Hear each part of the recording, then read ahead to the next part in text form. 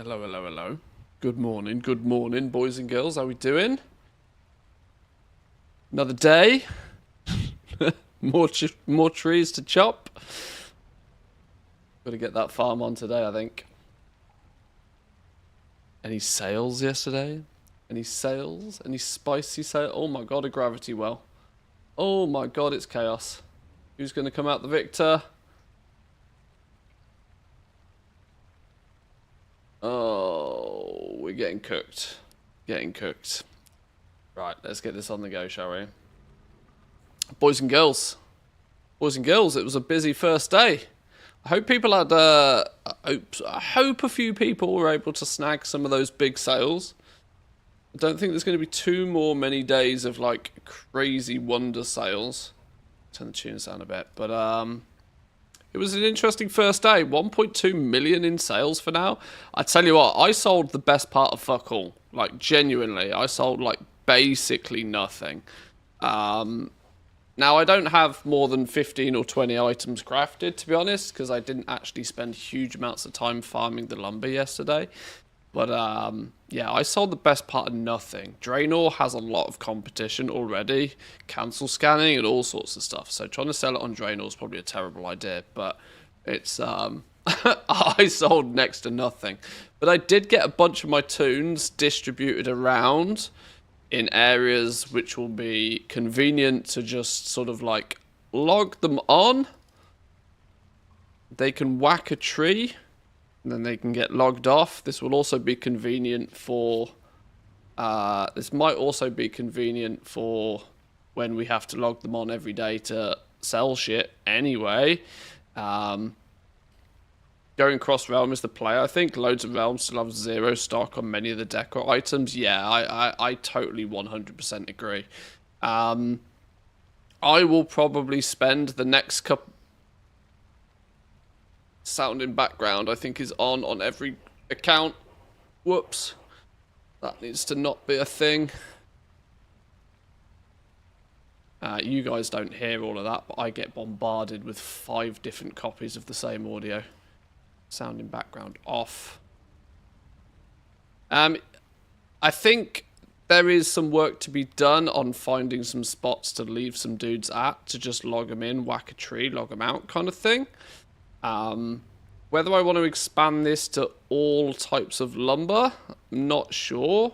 But I do agree with Woo on this. I think the cross-realm play is the way to actually make some serious gold with this. Gap filling, you know, filling the needs where the needs are not being met is probably the way to do it, and it will also mean that we get some early sales with less competition.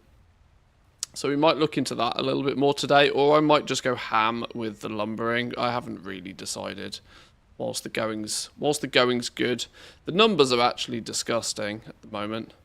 People are charging like 1,000 gold per piece of lumber, and stuff is selling, which, when you think about it, is like 200 to 250,000 gold of like value an hour. Now, admittedly, you are never going to sell all of that, so it's not actually going to realize 200 or so thousand gold an hour, but it's pretty impressive numbers, if nothing else. We have DB region data now, though. Appeared suddenly last night after I spent 2 hours making groups to work without it. Ah, okay. So we do actually now start to see some info. Why are half of my accounts really laggy? What's going on here? Oh, sugar plum fairies. I've just realised what the problem is. My graphics settings on all of my accounts are whacked up to about 9,000. That's not going to be very useful.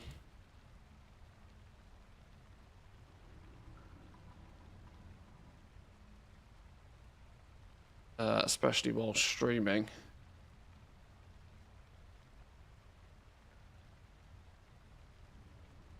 Plushies were my bread and butter. 5.3 million gold total. Undercutters caught on, so sales dropped dramatically. 5.3 million gold selling plushies. Holy. That's outrageous, by the way. That is actually filthy. Zim Power with a 45. Thank you, my man. Appreciate that. Good morning to you. Let me just quickly rectify all of this, or it will kill the stream. It's not a case of if, it's a case of the fact it will. I can run them all on max settings when I'm off, when I'm not streaming, but if I turn the stream on and have them all on these high settings, it's toast for the stream. Let me just take a minute to tone all of these down. I can already hear my graphics card complaining. I have my own realm flipping tool and got some of the TSM data in it. These are the top 5 items that were sold on the US excluding dyes. Goblin string lights, firewood glass bottle, Dalaran display shelves, goblin string lights, firewood glass bottle. Again. How's the 2 variations of it? That's pretty crazy though. That shows lighting is what people are actually interested in. Lighting and decorations rather than like, you know, a new shiny bed. That's kind of cool.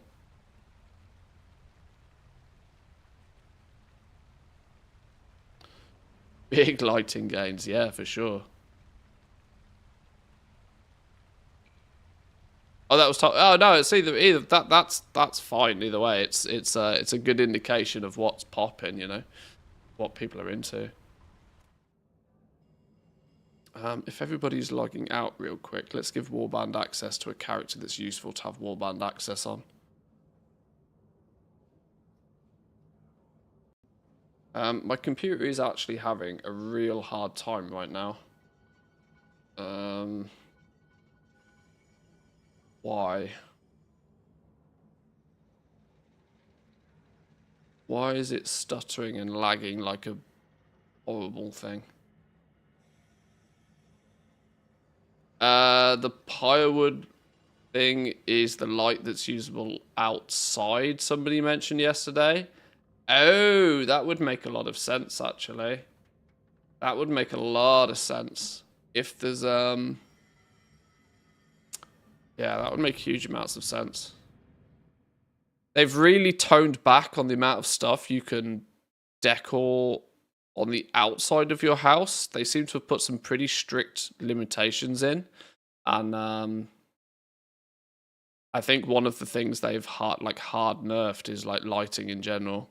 That gamers are doing gamer things and figuring out how to use candles and stuff like that, I imagine, to get things to look nice. My TSM's still bugged. Had to create a bug report with the TSM guys. They said they're working on it. To manually post my decor items, still managed to make about 300k last night. Yeah, you lot all clearly made way more than I did yesterday. Like, genuinely way more than I did. The my results were less than interesting. I mean, I think I did less than 100k in sales. But it's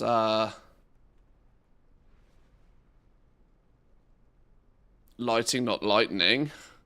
Yeah, that's a very different thing. Yeah, outside lighting is off until they can fix it. Which we'll have to see if they even do. My clients don't seem happy at all here, do they? It's day 2, it's all good, it's here forever. I tell you what, the amount of people I saw yesterday in various different places complaining about the price of the crafted stuff. I'm like, do you realise where 90% of the price is in the crafted stuff? It's in the lumber, dum-dum. Go out and farm the lumber and then it's all significantly cheaper. But wait, what's that? You don't want to go farm out the lumber? Well, pay the convenience tax. Like, actually crazy the amount of people I saw complaining about the prices of stuff yesterday.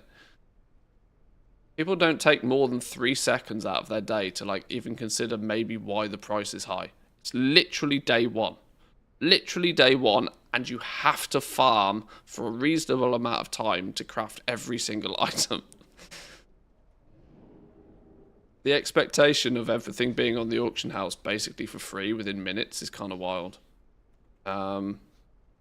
Suramar Jewelers Assortment. We sold one of those yesterday.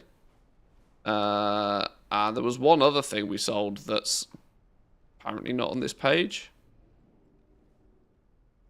Yeah, I'm pretty sure less than 100k worth of stuff. Just some odds and ends materials from farming more than anything else. Yeah, like 75, 80k. Really not a lot at all. Genuinely not worth the effort kind of gold, to be fair. But like it's what's still on the auction house that'll be.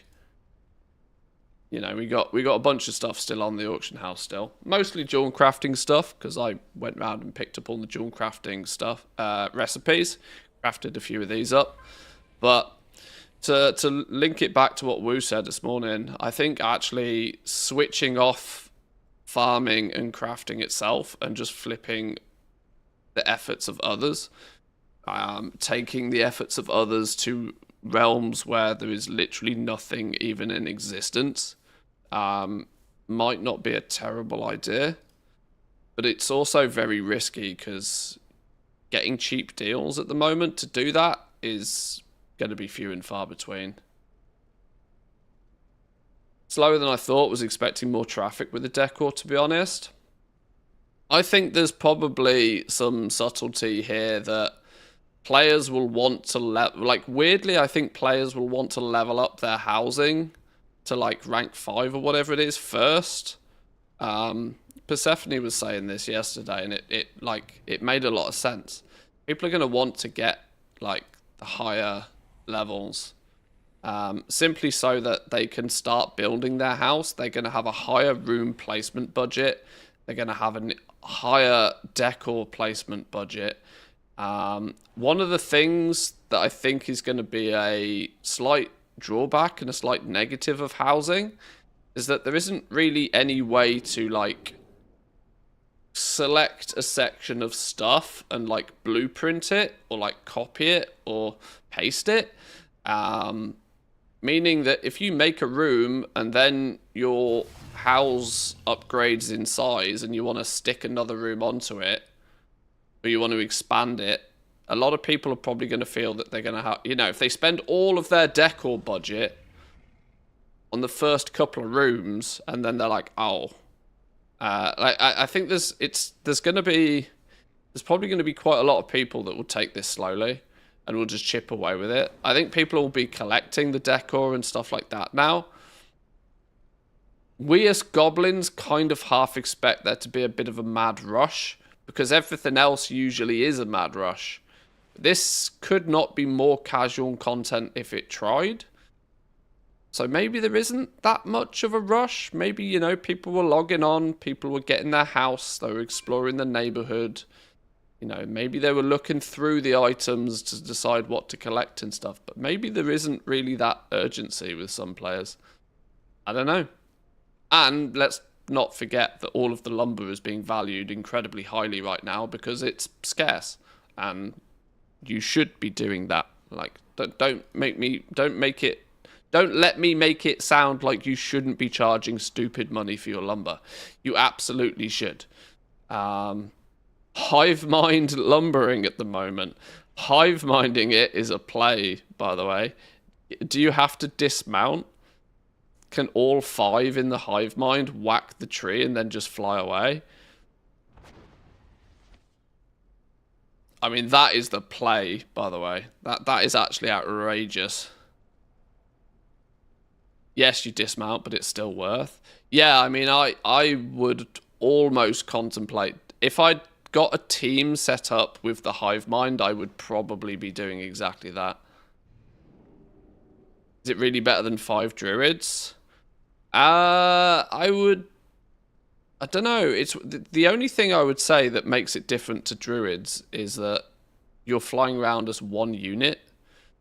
5 druids in a train looks so sus to anybody that sees you doing it. In this day and age, I worry greatly about doing any form of like traditional multi-boxing. But flying around all 5 in one jellyfish, genius move. Just an absolute ball ache to set up.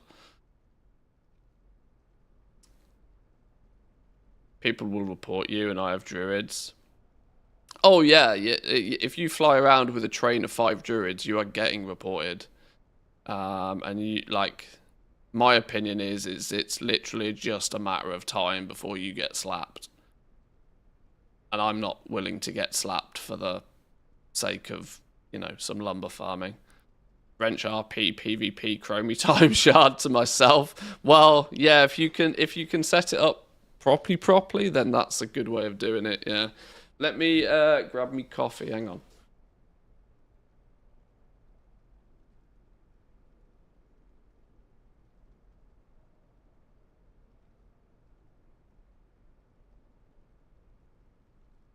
I tend to feel though that the time of farming lumber, let's be honest, it won't stay 100,000 gold an hour activity. I don't think. With how many people will hop on it, I think it will end up being I think it will end up in the same sort of category as everything else. I think you'll probably see lumber end up being priced at around 20,000 gold an hour worth of stuff. No doggos. They've all decided to evade you. They're all here. They're all here. You want a bit of a full screen doggo action? They're all here. They're all chilling. The wife is not here today. Mrs. Manthias had to go to Helsinki today, so she got up real early this morning and bought the train, which meant all of the doggos also got up, and so we've all been up for hours. So they're taking their nap a bit earlier today.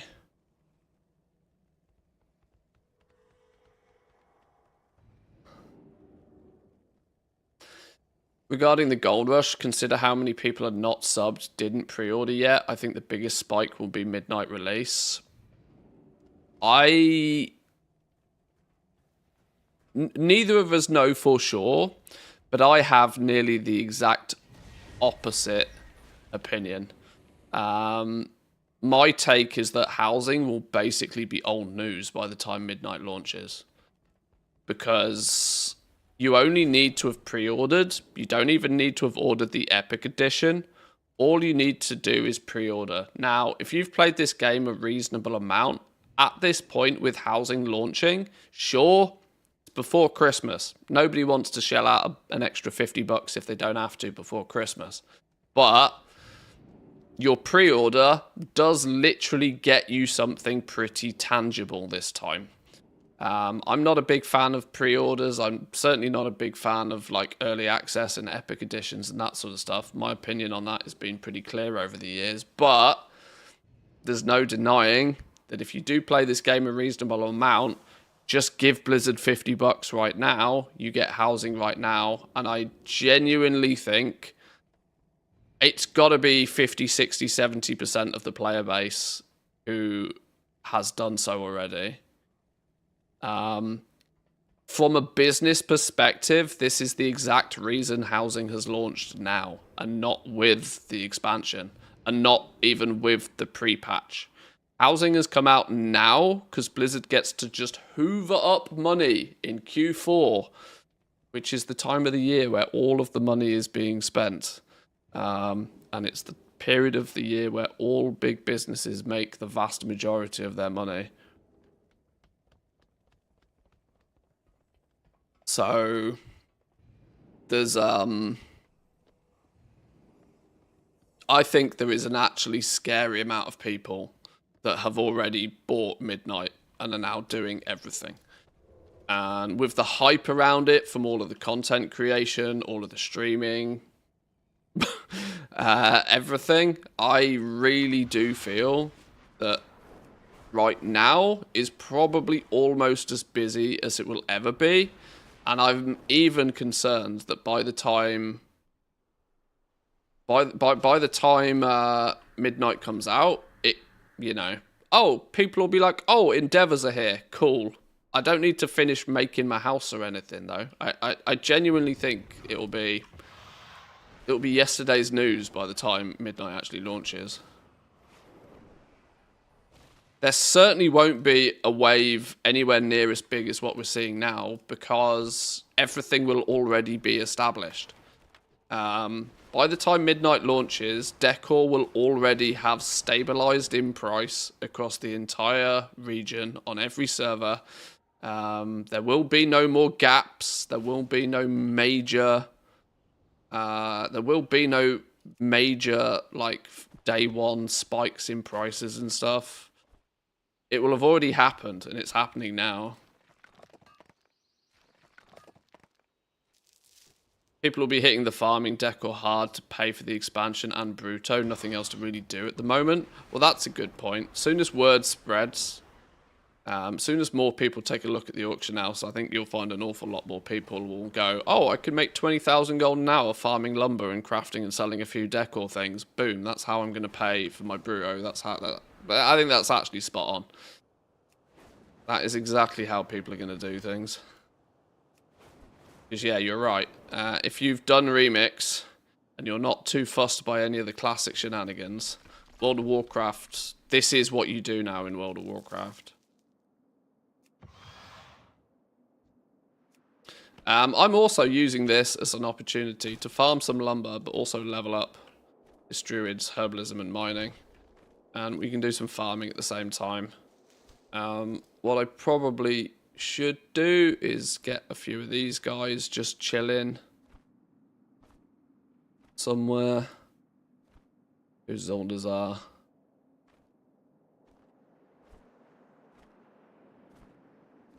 These guys can get a little bit of wood passively in the background. Can't mitigate Remix alts into retail. It's broken. I've not tried yet. I've not tried even once yet. I've just heard so many people say that it's broken that I've not been bothered to try and do it. I got 100% AFK 10 to 80 leveling in Remix, if you want to know. It takes about an hour if you have enough XP boost.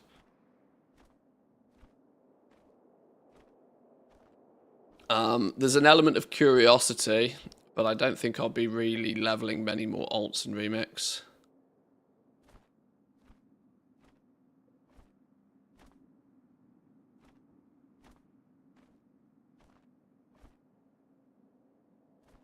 Something is really making my clients go cuckoo crazy.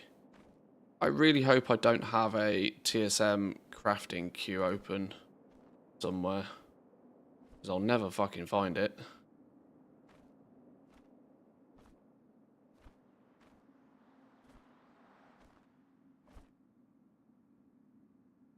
Something's causing crazy lag. I really think I got a TSM queue open.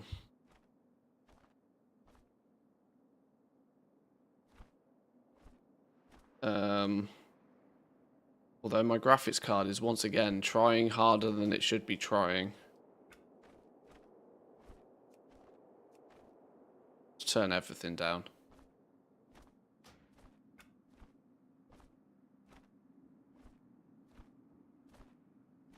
There's a spot in Suramar where there's around 15 mobs that spawn every 30 seconds. You just stay there, that is all. Spot in Suramar. There's a few spots in Suramar that do something similar. Would it be strange if I have zero clue how to get lumber? Wouldn't be strange. You've got to go get your axe from the neighborhood. This thing. Go get your harvesting hatchet from the neighborhood. You get it via the starting housing quest. Then once you've got it, it weirdly has like a toggle on and off thing. You have to make sure that it says nearby lumber nodes appear on the minimap. Otherwise, they don't.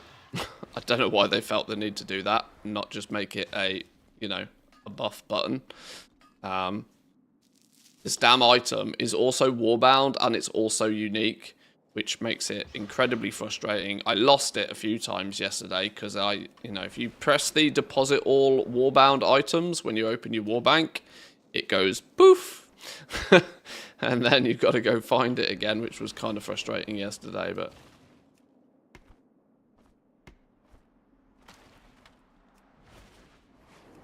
And with it being unique, you can't put more than one in the wall bank as well, I don't think. It's like, oh.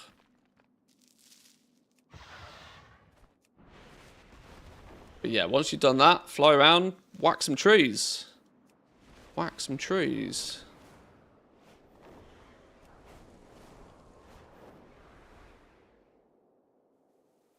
Someone moved my house? Wait, what? What do you mean?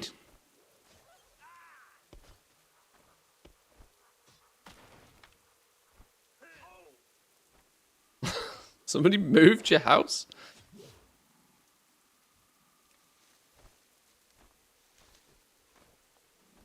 Should have been a one-time learn item. Oh, you're telling me about it. Yeah, there's absolutely no reason it should be a flipping.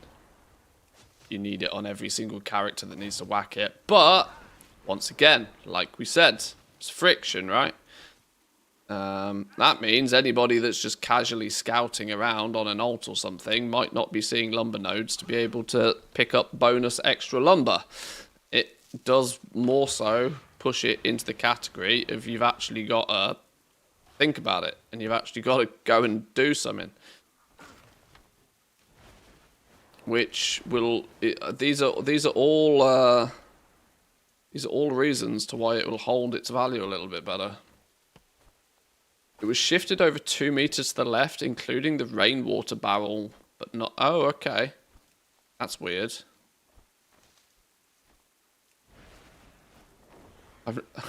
I thought you were meaning like it's gone to a different plot or something like that. I didn't realise you meant that your house is like actually just shifted. Feels weird. If it's unique, get a bonus one, put it in the wall bank. That could be the play, actually. Then that means it wouldn't accidentally get stolen from you. Yeah, that's actually pretty clever. Maybe an earthquake. Maybe.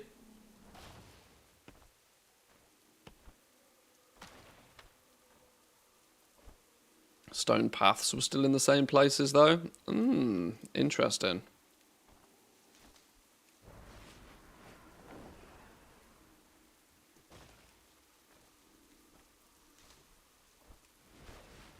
Yeah, one big gust of wind.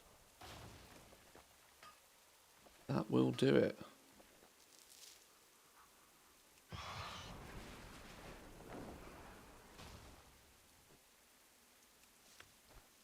On the PTR, you could move and even steal your neighbour's house in some situations. Yeah, I really hope that the testing of stupid things like that has been strong enough that they've patched most of that shenanigans out. It is ripe for abuse, surely. Farming lumber's sucking the life out of me. Don't do it. Genuinely. If it's this is the reason why crafted decor items will be quite expensive, because there's a lot of people that just won't want to do it. I'm probably not going to be farming that much lumber at all, really. If I can set up some bonus accounts to just kind of, you know, when a piece of lumber spawns, I'll grab it on 4 accounts, and sure. But doing this on the Druid, I'm certainly not going to be doing for too long. As soon as the value of lumber dips below, you know, like a couple of 100 gold a piece, I'll sack this off real fast. But I'm also lucky that I've got infrastructure set up to buy a bunch of the cheap stuff, take it other places, flip it. That's where my expertise will be, I think, with Decor long term. I wouldn't do lumber farming for 500k an hour. To be honest, I know quite vividly that I'm doing this because it's like... Doing this because it's the, you know, it's the thing right now. It's going to take a couple of days before there's enough stock knocking about that some people get itchy to sell it and start tanking and trashing prices of things. It's not until that happens where doing some cross-realm flipping becomes viable. So for me, in the next couple of days, it's farm up a bit, craft a bit, sell a bit, but just keep eyes on the markets, I think, really. Try and make a bit of gold off the early scenario.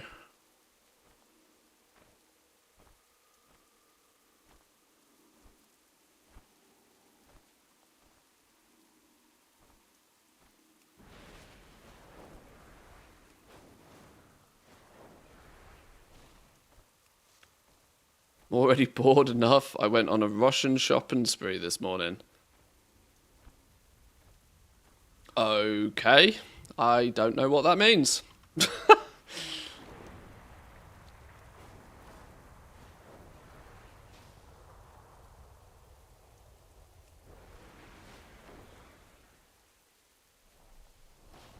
But I'm also just utilizing Zygor's like farming routes here to both level up the professions, and of course, if it happens to so be a zone where there's lots of lumber, I just pick up the lumber as well. You know, many birds, one stone. Just killing these. Do old school rares actually have anything on them anymore? No, I think they did.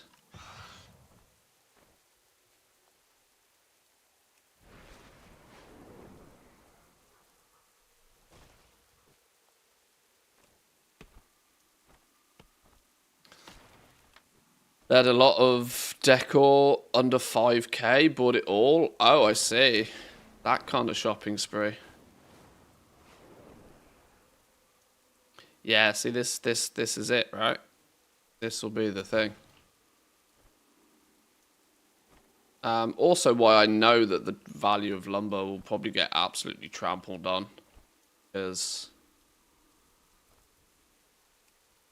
people will do things outside the rules to get it.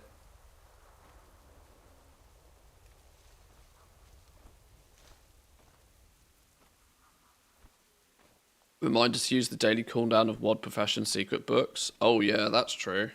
I'm going to do a little bit of this just while I'm drinking my coffee. But I do need to do a lap on my tailor and my scribe. Well, I've got 2 more characters I need to fly around and pick up all the profession recipes on. Decor recipes on. I did jewel crafting. I did leatherworking. I did enchanting. I did blacksmithing yesterday. But, I mean, I can't physically farm up enough lumber to even craft one of every recipe that I picked up yesterday, so there's no rush.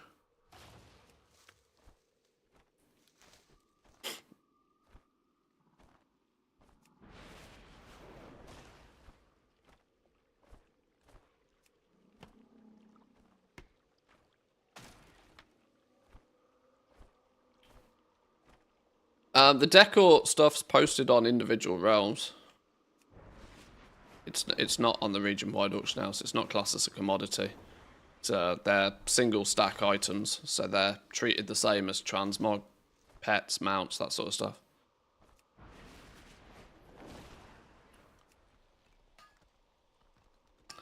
That's horrible. Why? I mean, it couldn't be further. I mean, yes, to some people, maybe it's considered horrible, but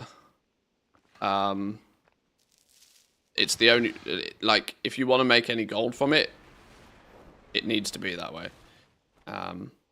Otherwise, there's absolutely, within 5 minutes, there'll be absolutely no point in doing anything with it. But the gold making perspective is that it being on individual servers is the best thing they could have possibly done. Because then that does mean that each realm is going to have its own microeconomy on decor pricing. Now, I'd agree with you. Yes, it is against kind of the mantra that Blizzard has been pushing with warbands, but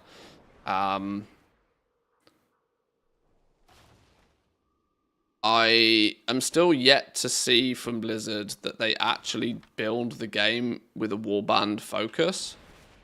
They build the game with their same exact focus, which they always have done, and then if they so feel it's super necessary, or they feel that they might get too much stick if they don't do it, then they add it and make it warbandy. This we're gonna make it warband first thing feels a bit PR or BS, to put it less politely.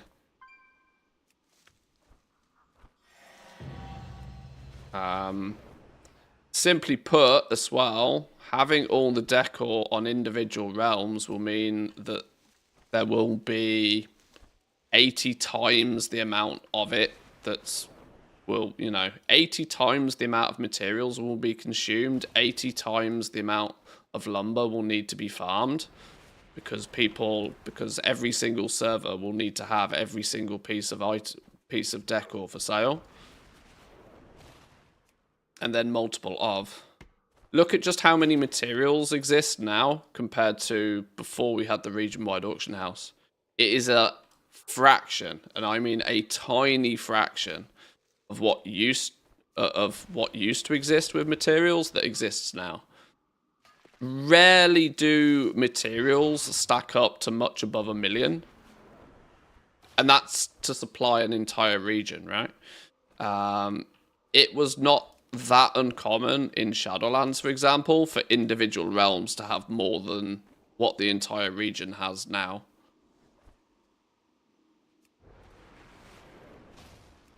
So from the economy perspective, it's good that it's split up as well. Far more money flowing about. And I'm pretty sure that because it's quite a casual thing, prices will somewhat sort of normalize, and by the I predict, like I said, that by the beginning of the midnight expansion, pretty much all of the decor will be within 20%, maybe 30% across every realm, because there's loads of time for farming, loads of time for crafting, and then equally plenty of time for players like me to distribute it all about and spread it about.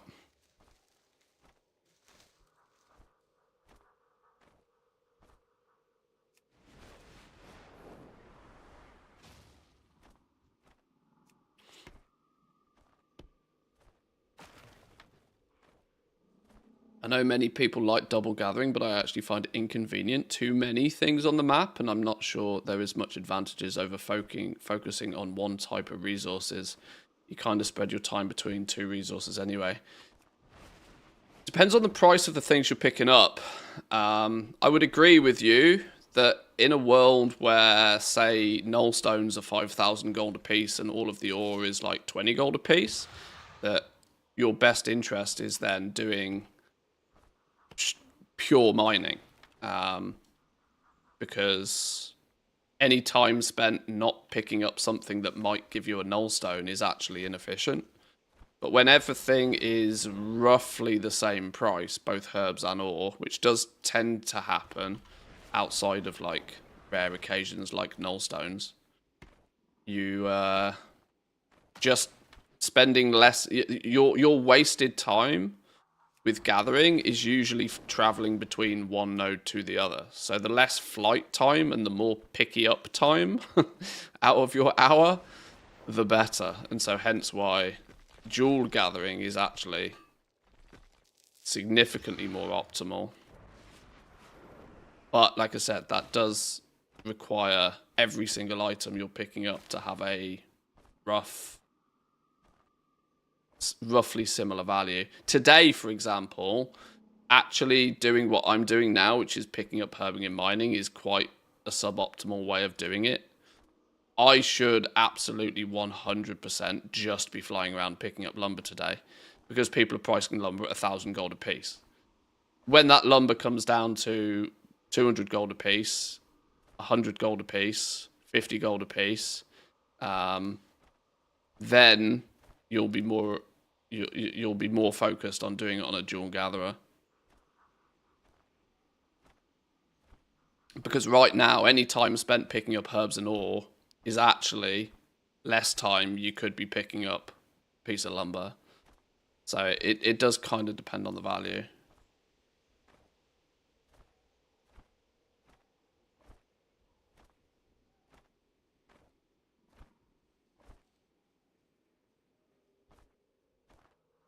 Anthony's vote you potato. Which neighborhood looks better? Well, 100% have chosen Alliance, which is quite funny. Let me quickly answer the phone. The wife's calling. I'll be back in a second.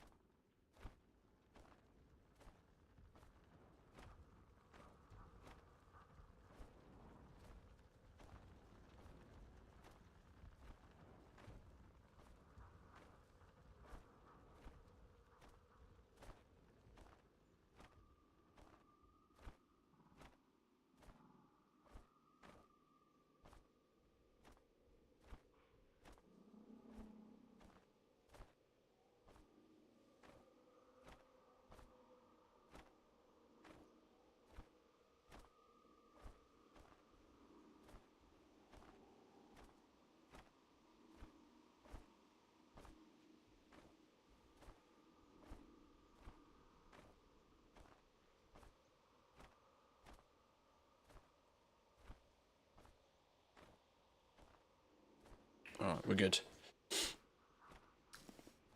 Sold 2 decor items, 57k, 95k. Go on. Big money. Big money. I'm surprised so few people are doing the cross-realm sniping aspect. Would expect to be that to be more time efficient and less mind-numbing than gathering for most people. Granted, it's not risk-free. Oh, that day will come. Yeah, that day will come. And the reason that simply because right now the margins in stuff, because farming the lumber is the bottleneck, doesn't really, like, the risk is very high. The risk is very, very high.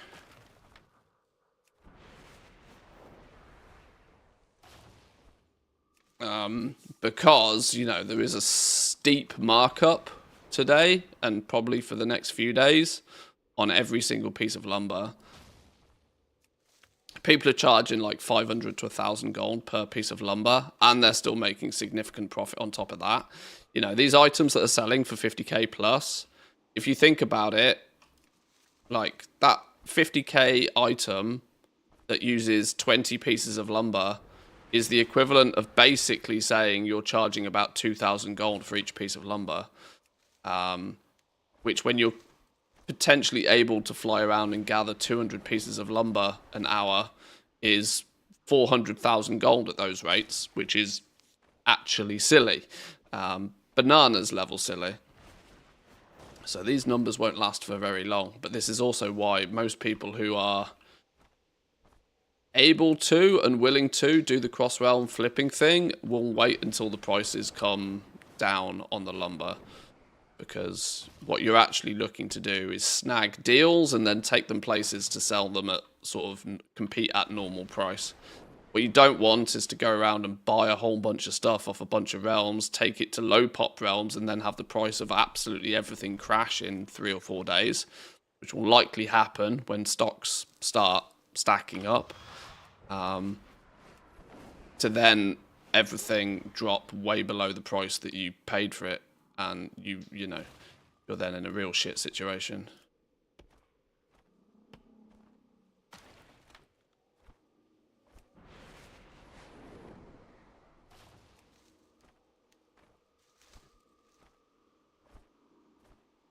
Right, I am at 241 skill right now, so there's not too much more we need to do in this zone. We've picked up, where's my collection of only 30 lumber.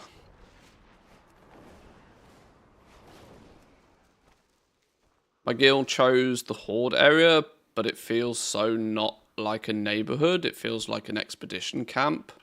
Interesting. No Refunds is obviously a horde guild, and so our neighborhood is horde. Well, if everybody, there does need to be a relative split, doesn't it? Because if people want to use both of their, people want to build both of their houses, you can only have one horde and one alliance. But do you like it? I'm going to be brutally honest, mate. I've not really looked. I can count on one hand the amount of minutes I've spent in the neighborhood so far, both on beta and since it's come out. Like,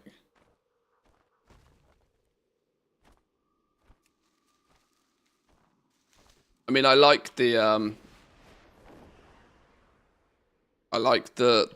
beaches. I put my house on a beachfront, you know, a bit of palm tree action. I like that in the horde zone. But more of the alliance zone, you know, with it being green and not brown, is probably going to appeal to more. Same, grab my axe, said it's lumberjack time. Yeah, this is it.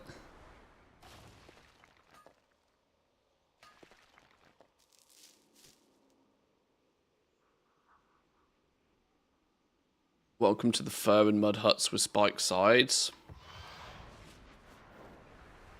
Well, you'll have default Andys, won't you, that won't do anything to the outside of their building, and so you might end up having lots of them looking relatively similar.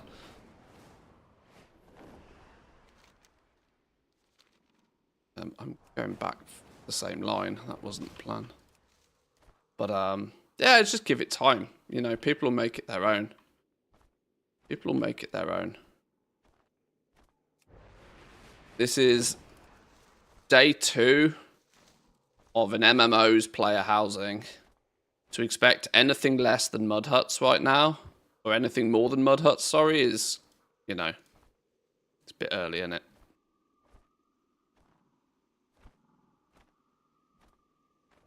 Especially considering this is a system that if we are to believe Blizzard, it's evergreen enough that it's here to stay, then there's no rush. People will build at their leisure.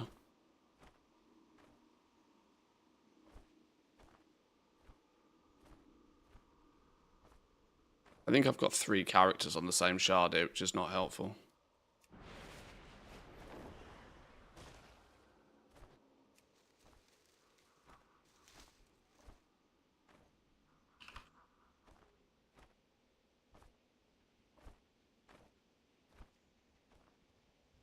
Not sure why I'm getting these hitching and stutterings today. Annoyingly, it wasn't happening before I opened OBS and turned the stream on.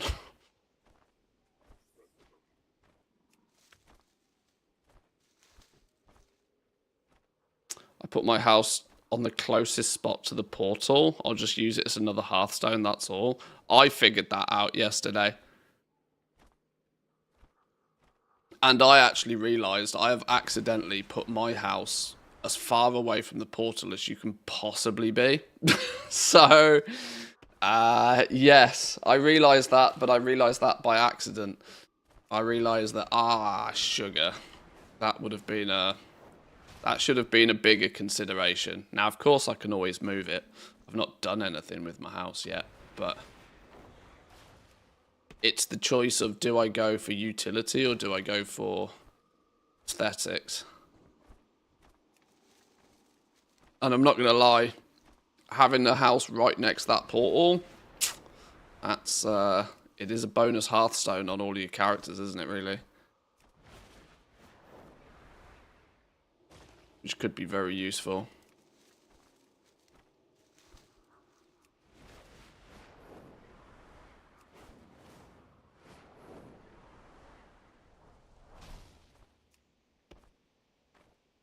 Mole machine racial. Yeah, I mean, there's lots more characters now that have this sort of functionality, isn't there? And obviously, Volpira's camps. Volpira's camps are a useful one. I've thought about the possibility of using Volpiras and their camps for farming lumber, you know. That they can be in the capital city or they can be wherever they need to be to do their business operations, but then camp straight in front of a tree. I've seen a lot of multi-box druid trains about. I mean, yeah, they'll be rampant at the moment. Anybody doing it on a big server is gonna have a problem on their hands soon, unfortunately. Not because they're doing anything wrong, but because there are enough people who will be willing to claim they're doing something wrong. And I genuinely wish there was more Blizzard would do about people that false report other people. But it's a sticky one, isn't it? Because ultimately, if you see a train of druids flying around, looks very bot-like. This was the argument about multi-boxing years ago when they made some of the biggest changes to the policy. You know, it quacks like a duck. It's and this is the difficulty. If somebody reports you because they think you're botting, they're not strictly wrong, but it should be far more on Blizzard to check and verify and not auto ban and then AI customer support it until the people go away.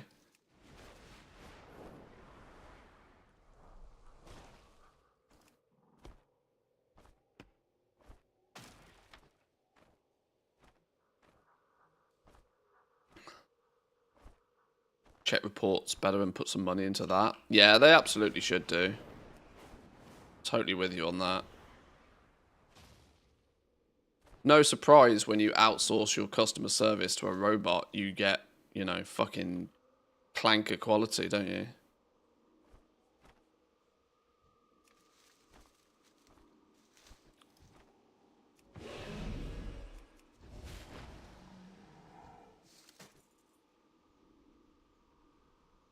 Hm. 40 gold. End of trash. Have you noticed the lumber respawn timer yet? It works the same way herbs and ore do. If anybody can dig out the old Want to Buy Gold video where he geeked out over that pretty hard, it's worth watching. It's useful information to know. It is, in fairness, gonna be a few years old at this point, the information. So there's a probable possibility that, you know, how nodes spawn in the game has seen some updates or changes over the years since. But fundamentally, the concept of the video is probably quite good still.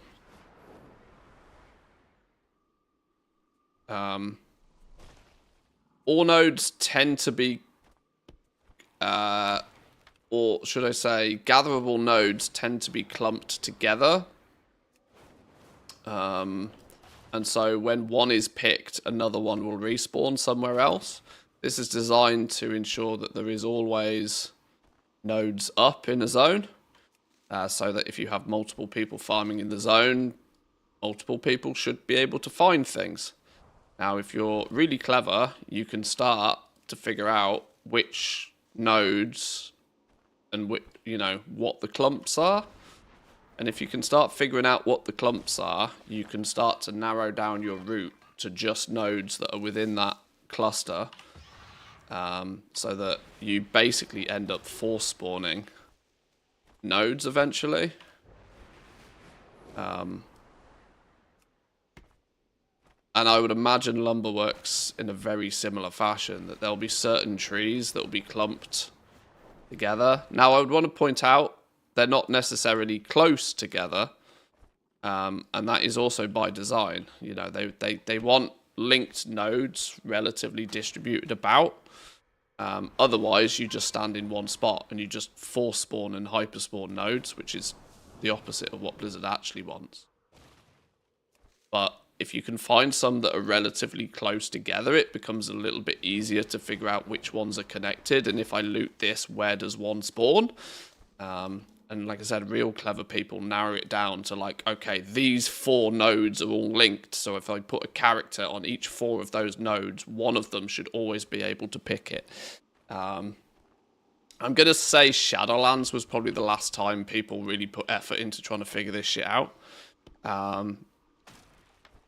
Nobody's really geeked over it that hard, or at least not publicly anyway, for a few years.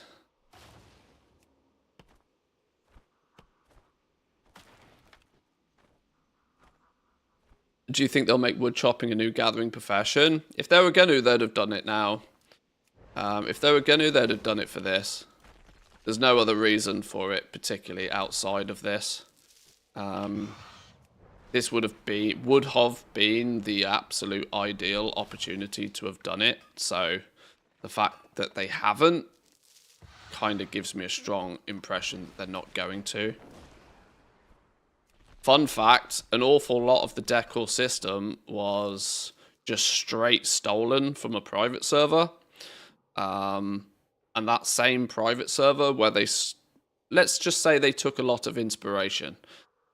It probably not fair to say that Blizzard stole it, because arguably the private server was stealing in the first place. Is it theft if it's stealing from a thief? I don't know. But conceptually, at least, a lot of the Decor systems, the UI, the design was all taken from a private server, which promptly got shut down a few months ago. But it's that same private server had woodworking as a profession as well, which is what they then used for crafting the Decor. So on that re-yoinkage of intellectual property, Blizzard would have probably considered making woodworking a profession. And I was relatively, in the very early days, I was relatively sure they were going to add woodworking as a secondary profession, or roll all the secondary professions together. I don't know if that was just me sort of more wishful thinking than anything else, because I've been advocating for that for a few years now. I would really like to see all of the gathering professions be merged into just one gathering profession. Then you could simply have characters that have gathering, and you could have a secondary, supplementary crafting profession alongside. That, or I feel they should give players 3 professions. Give players a 3rd primary profession. Meaning you could then comfortably choose to maybe have herbalism, mining, and skinning if you wanted to. Or you could pick 2 of the gathering and then a supplementary crafting profession.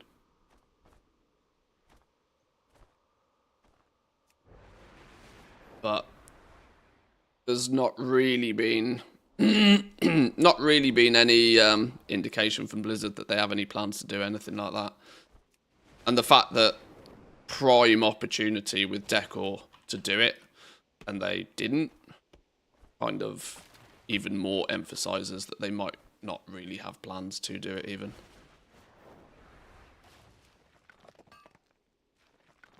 Just make a carpentry profession, focus it purely on making house items. I mean, Last Titan, there is the possibility for that. As, you know, an extension to the decor crafting system we have now. Because if they just keep drip feed, like, in theory, they could drip feed more crafted decor recipes into the existing professions like they've done now. Because if you do just play, you know, one character at a couple of professions, there's still reasonable, if you have actually leveled up each of your professions from each of the expansions, there's what, like 20, 25 decor recipes for each profession. So it's not a bad amount to start the game with. But if you start like just drip feeding in 1 or 2 extra recipes here, there, or everywhere, it does start to get a bit silly. It would make a lot more sense if there was then like an actual decor crafting or a decor focused profession. Carpentry is a clear and obvious choice. Or at least available with a simple gather interaction. Yeah, I've had a few thoughts on gathering in general over the last few years, the expansions. Even as much as basically letting everybody pick up herbs and ore. Now, if you then were to choose to pick herbalism or mining as your primary profession, then you could probably get better at it. You could probably take more advantage of secondary stats like perception or deafness or whatever. Without it, you could fly past a herb and you could still pick up 1 herb, but, you know, if you had herbalism as a primary profession, maybe you'd pick up 2 herbs or 3 herbs. So there could be, everybody could fly around and pick up the basic shit, just like everybody can cook and everybody can fish. It doesn't necessarily mean that everybody does, though, because look at the food market every season. Booming. Oh my god, we got like 5 things out of that. What's a Rethban ore? The hell is that?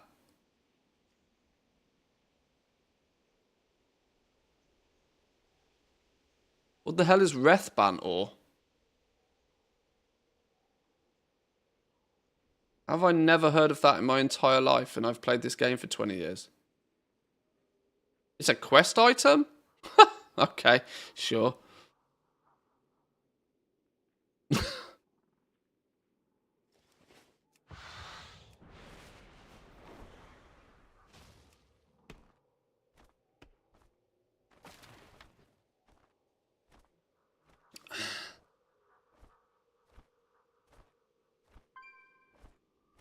I don't see it happening anytime soon. I've seen in one of their Facebook posts a meme-ish dig at people who have separate gatherers and crafters. I mean, they're... Goblins are memed on, just like everybody else is memed on. Just like BM hunters are memed on. Doesn't stop there being a billion BM hunters and ret paladins, does it? They can meme on it all they like, but Blizzard are also acutely aware of the fact that they run a business. It means they give people what they want because it's their customers that give them money. Eventually. Why do you think we got housing? We wouldn't have got housing if it hadn't been a meme for 10 years that everybody wants housing. You think you want it, but you don't, yeah.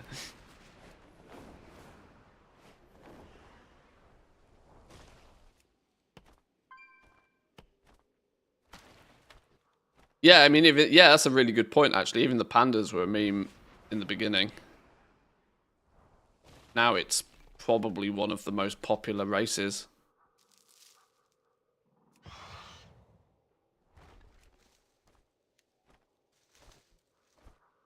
It's weird that Inscription's got 5 to 6 recipes and the other got 2 each. Well, I mean, the guy, you know, the devs that were clearly focused on decor crafting are probably scribes then. That's pretty straightforward. But no, scribes making like books and things like that is probably why there's a few more bits and pieces there, but there's always going to be more for somebody. Aha! Double druids. Elo druid. We know who that is. You lurking? Elon, if you're listening.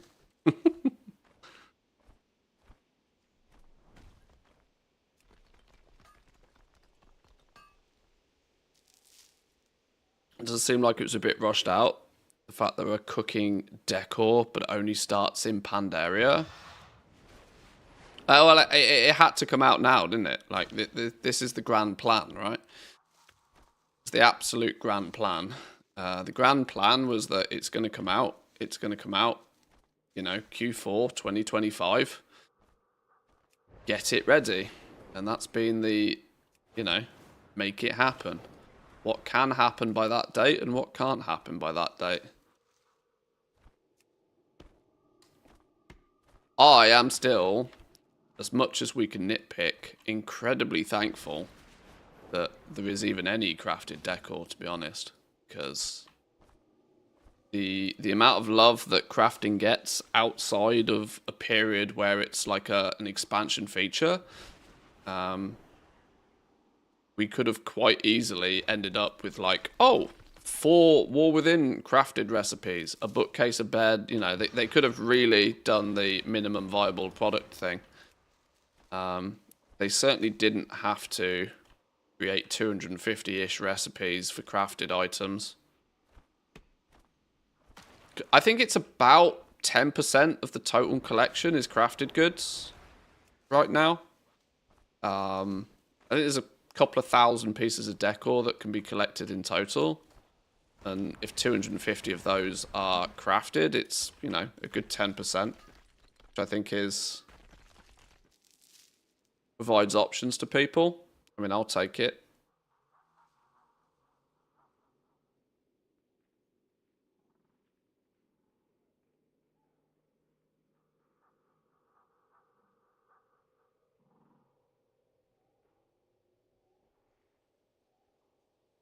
Blood Elves are still the most popular race, the most horde-looking race as well. I mean, Blood Elves exist because female Blood Elves exist, and female Blood Elves exist because back in 2007, Blizzard very much knew who their majority player base was.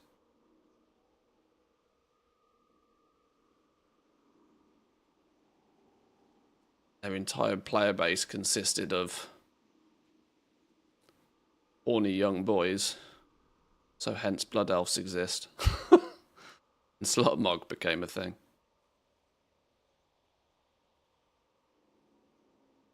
And some people never grow out of that phase.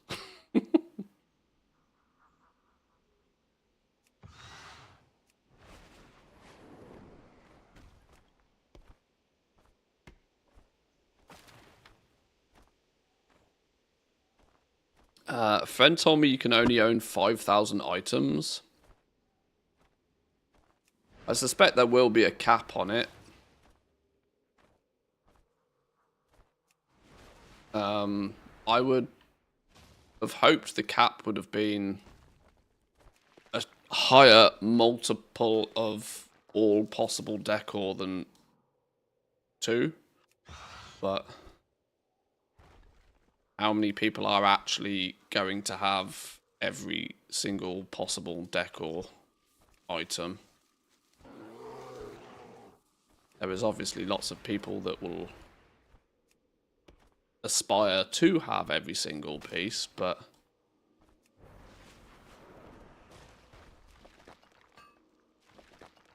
maximum number of lumber, it depends. Somebody was saying yesterday that Wrath of the Lich King lumber, which I don't think I've actually farmed any of so far, Wrath of the Lich King lumber seems to be far more readily available. You often get 2s or 3s, and in fact if you only get 1 it is kind of like it feels bad. But a lot of the other lumber you seem to be getting like 1 at a time.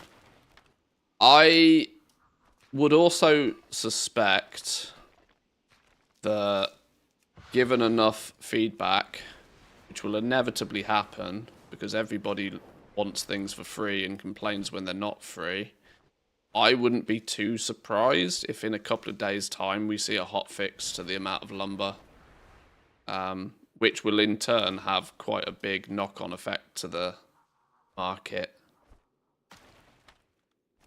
Because if all of a sudden you can collect 1,000 lumber an hour, that's that makes quite a difference. Where the flipping hell's that? Here it is.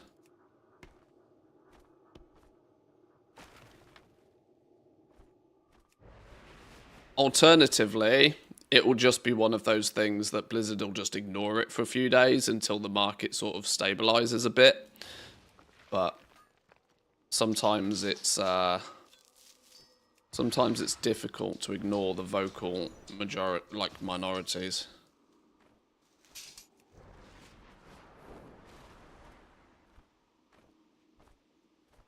Where's the lumber?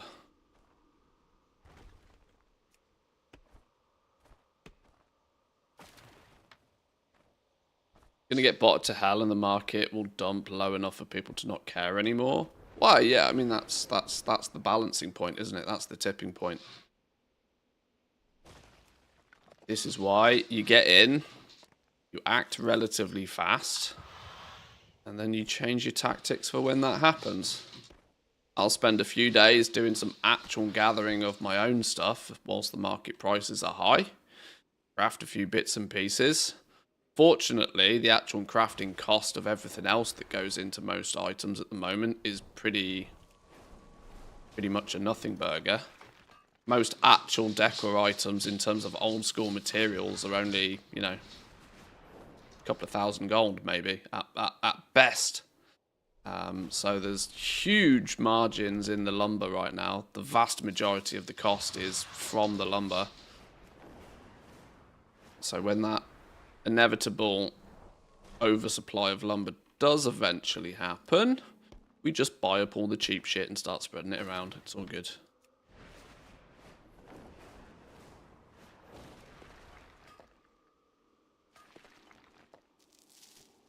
Done with everything else, not too much to do. Well, and that, right? It's that's going to be a big part of it, I think. Like, people are bored. People have got nothing else to do. But considering you need, give or take, 400 to 500 lumber from every expansion just to make one of every crafted decor stuff. Let's say people just go the self-sufficient route. You know, that's many hours of lumber farming just for one single character to get one of every decor item. Which, sure, some people are bored and have nothing better to do, but there's also some people that will absolutely refuse to do 20 hours of lumber farming just to get, you know, 200 pieces of decor. Those players we call customers. Those players are the ones that will be buying at a premium from those who have already done the hard work. 296 on herbalism. We're nearly there.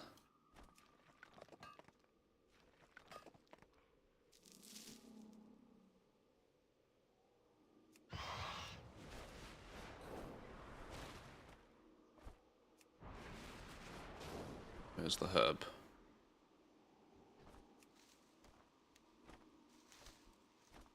Sell rate of decor is too low to support too many people doing it. Well, it always will be whilst the prices are astronomical.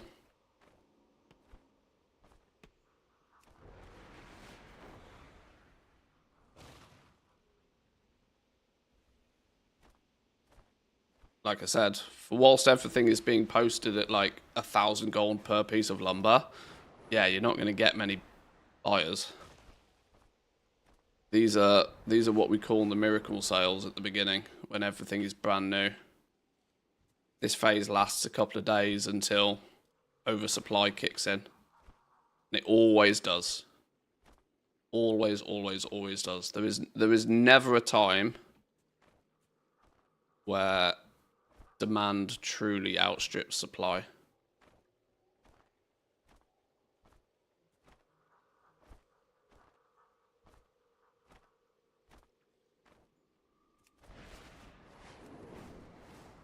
So on alchemy table, 69,000. Was that a strategical price?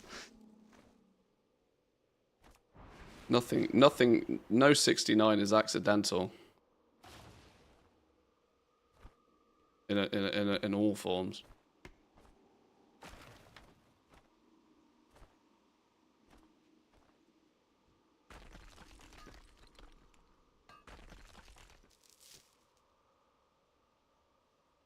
PTR next week, I assume. PTR 4, what, for the pre-patch? Quite possibly. They were meant to have tested it already, but they delayed it, didn't they? If I've been paying any attention.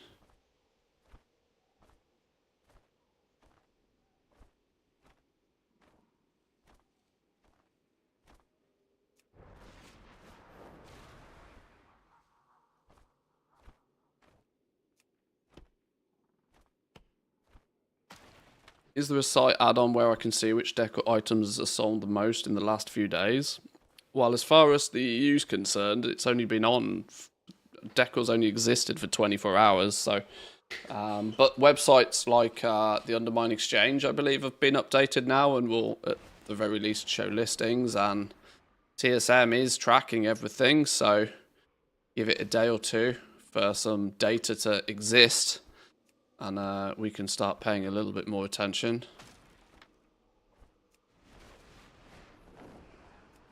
The best way to figure this shit out is just to look through the catalog and look and find things that you think look cool. And look for things that you might consider buying.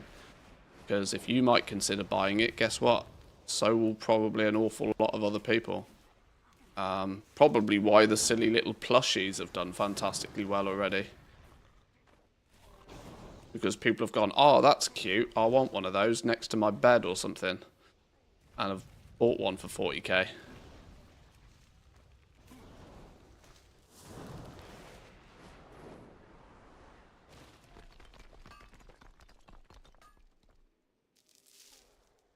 Oh wow, my mining skill is miles behind. My mining skill is only 167. I guess that's because mining is a slower process even on a druid.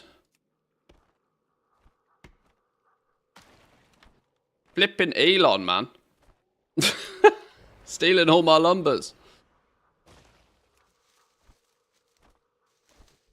Crafted 50 lamps I was going to use outside, and then when I tried to use them it said can't use outside. Yep.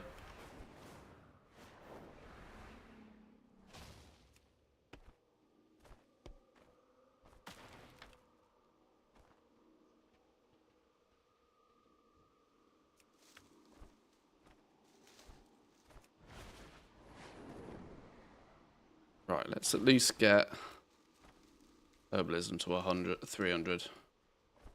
Oh, we're not getting guaranteed points now. That's why it's taking a bit longer.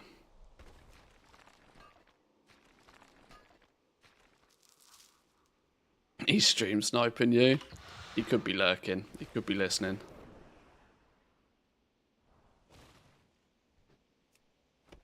Or he could meant to be working, and hence why he's not responding.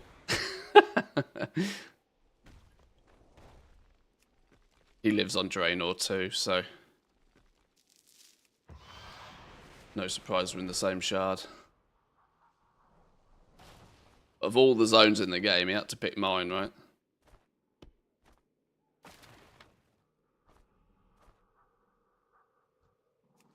To be fair, though, the only slight saving grace for your trains of druids is that you'll be able to hide in the dust a little bit more. You certainly won't be farming the wall within. With a train of druids, if you are, you absolutely better be on an invisible realm somewhere with nobody else.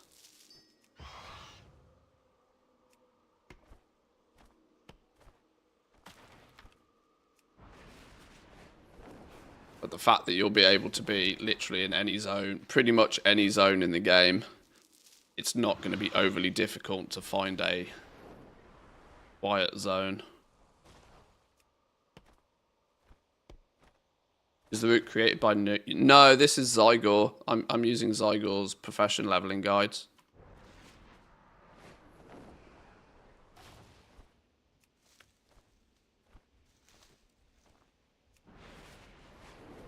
And it conveniently just works well for the lumber at the same time. No, 2 birds. All the herbs at the moment being stupid prices, I thought we can get in on some of that.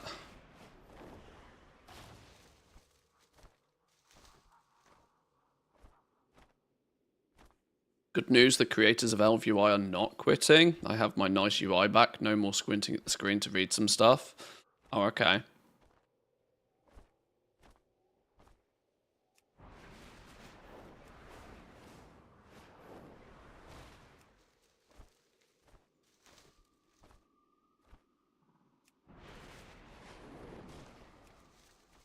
Don't use LVUI anyway. Haven't. I did use it in the past. I used LVUI for a few years. The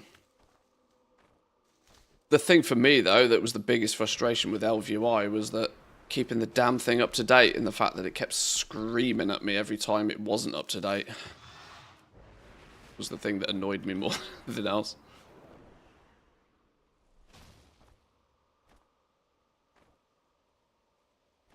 You digging the tunes this morning, Jack? Are you? We go disco mode.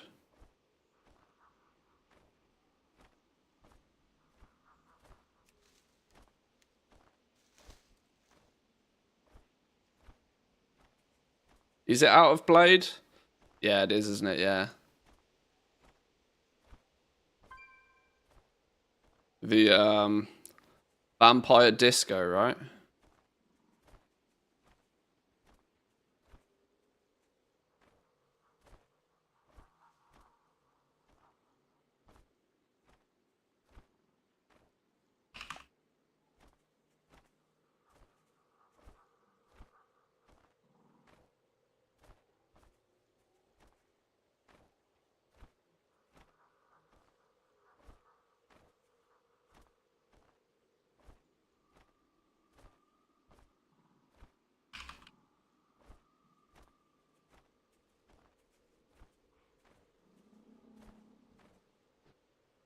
Can't figure out why these lags and stutters are happening.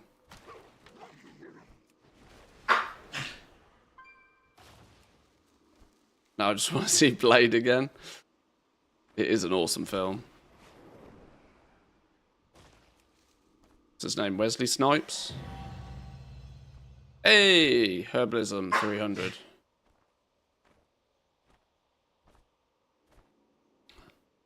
Mining guide.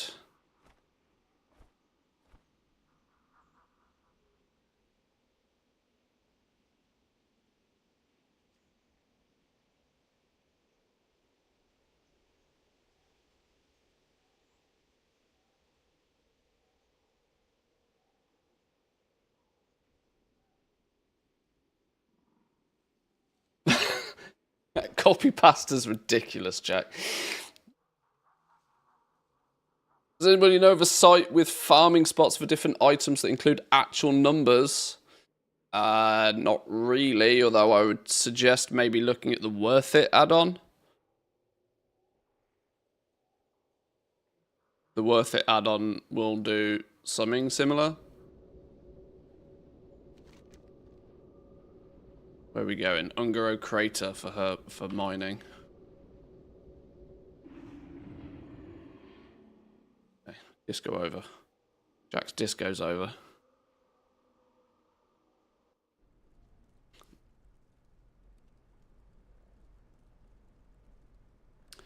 The blood that sprayed from the fire extinguishers looked way too clear, more like Gatorade or something, but the scene is epic. That's the thing that you think is unrealistic about a room full of vampires? The blood splatter from the ceiling? Okay, sure. Oh, we got 97 lumber from that little blast. Not a lot at all. I have an extended Not a lot supply of at all. goods for outlanders. Oh no, give me me axe back. Nearly lost that again. My directive has been fulfilled. Is that your wallet? Or are you just glad to see me? Both, I hope. Who's this? Oilo with 12 months. A year! Anniversaries. Thank you, my man. Welcome in. Many appreciates. Happy housing to you too.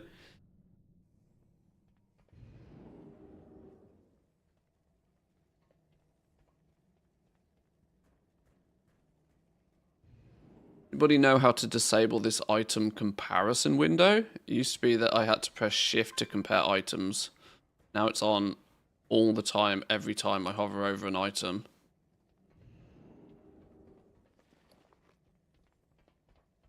What you mean the equipped comparison window? Has that not always been a thing?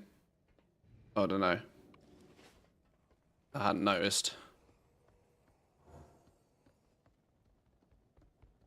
I'm not sure.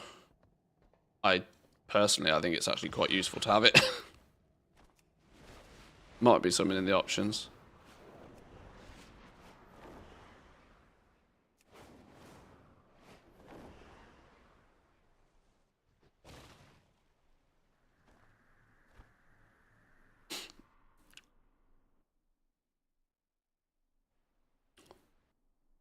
Right, let's see if we can get mining leveled up then. It's taking us to Ungaro Crater to do mining.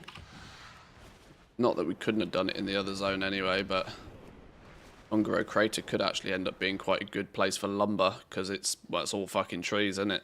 The whole place is trees.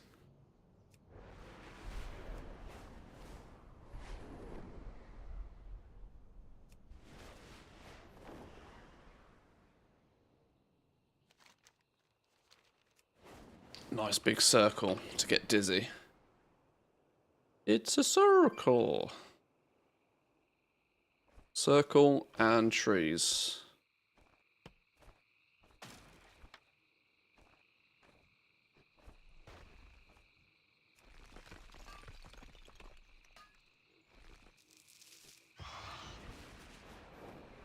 We're at skill 174 out of 295. Why 295? You will need rich thorium veins to reach 295. You can smelt thorium ore starting at 275 up to 290. Your character's lower level, you can use various farming guides to find an easier zone. Nope. This'll do, Zygot. There's trees in the zone. You whack a tree.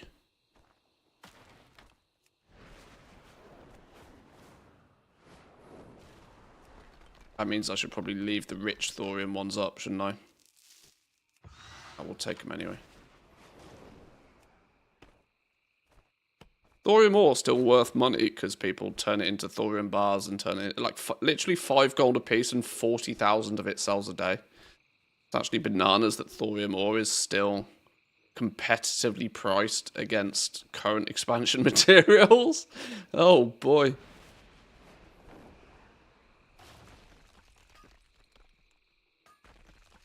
And probably not that much more difficult to acquire either. If at all. Oh no, we don't want one of those.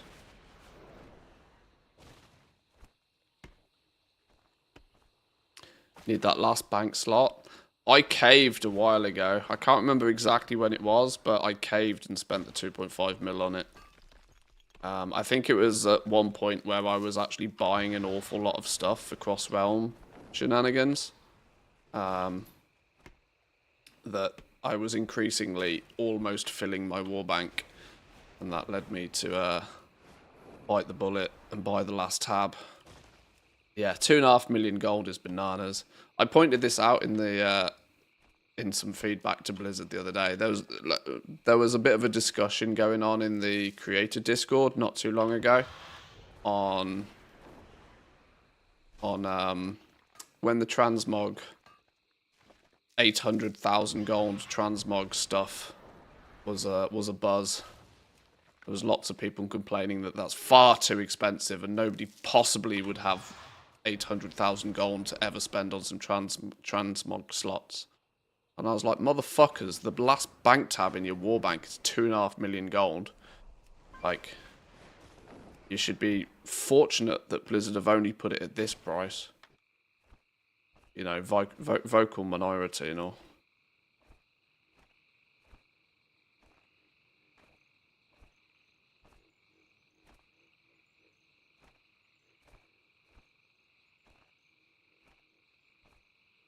Now, I don't think we've been picking up a lot of dark pine lumber by doing this on these 4 accounts at the same time, but it's borderline 0 effort to have gained it, so however much it has been,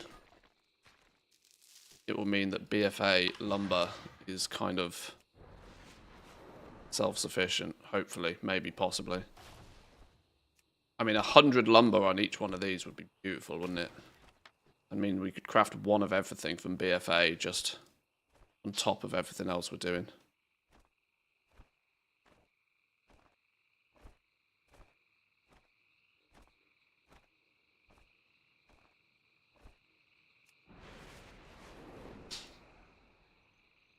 There's too many reagents now. I mean, this was partly the argument with the quality thing. That, you know, it's now, for the last couple of expansions, it's triple the amount of materials that we've been used to, in most cases.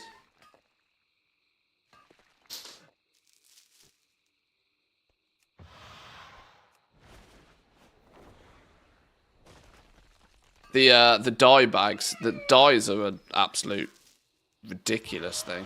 The fact that the dyes aren't a currency or something that just instantly goes into, you know, your account.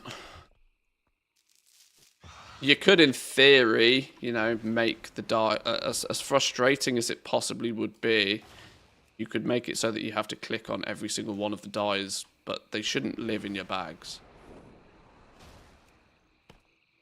Especially when there's like 80 different variations of them or something ludicrous. That is the absolute definition of bag bloat right there.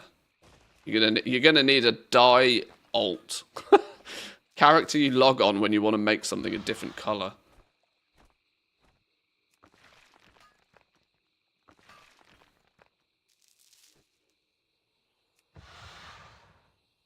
Have the Decor reagents other than lumber gone down or up since the patch? I've not really looked, but my expectation would be that whilst sales will be being made, they will not be being made in huge quantities, because I would fathom a guess at the moment. Well, let me put it this way. Your bottleneck for crafting is lumber, not the other materials. There's no real incentive for the other materials to go anywhere in terms of price, and I tend to worry about just the sheer amount of speculation that happened on a lot of stuff. You know, most of us that have been aware of this for a long time will also know that herbs at 8 gold is not the norm. Herbs at 4 gold is not the norm. You could buy nearly as many herbs from past expansions that you ever wanted for like 2 gold a piece forever. Like, if you ever were able to sell an old herb for more than 2 gold, you were like, what the hell's going on? So for them being 8 gold right now, or even 4 gold, is actually bananas.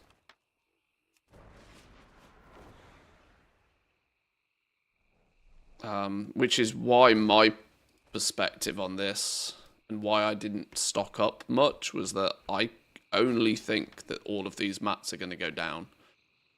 Not to mention the speculation on what was going to be needed and what was not going to be needed added huge amounts of things that people would have bought that have ended up, you know. I bet there's people out there that have got 10,000 of an item that is used in one decor and is used one at a time. That person might be trying to flip those 10,000 items for forever and a day. And when that player realizes that they spent way too much on that item in the first place and desperately seeks to get their gold back quickly, that's when people tank markets. Is there an add-on that shows the decorations available from vendors? Yeah, that Decor vendor one I've seen mentioned a few times yesterday. I've also seen a few people also say that it's remarkably bugged in terms of that it will send you to vendors that doesn't have Decor. It will...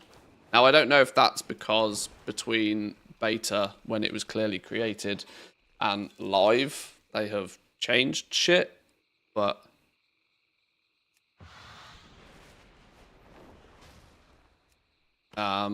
I would imagine the best way to do this will be just give it a day or two and wait for ATT to fix their stuff.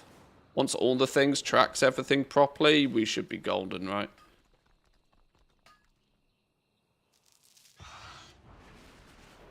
Should be Gucci.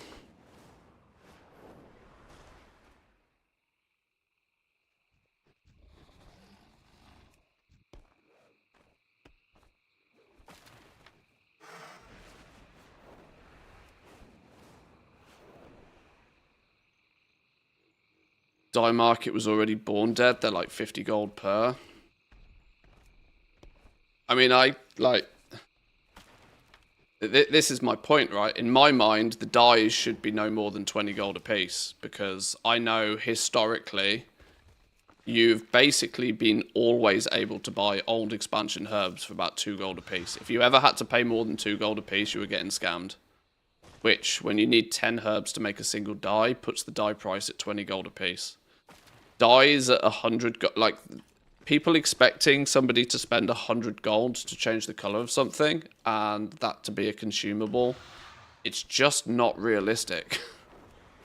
It's just not realistic. And the higher the price for dyes, the greater the chance is that somebody just doesn't bother. Like I said, I don't particularly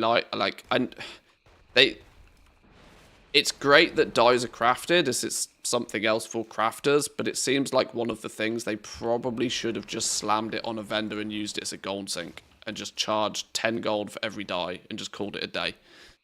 And there's part of me that thinks they might go that route at some point.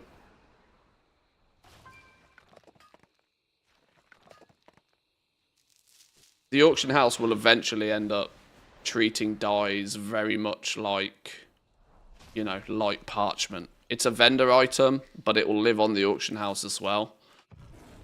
For those who can't be bothered to find the vendor. I'm not particularly convinced there's any form of longevity in the dye market.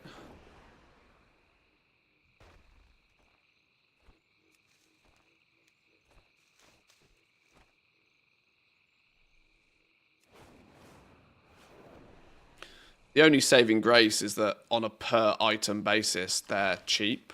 They fall into a similar category as potions, don't they?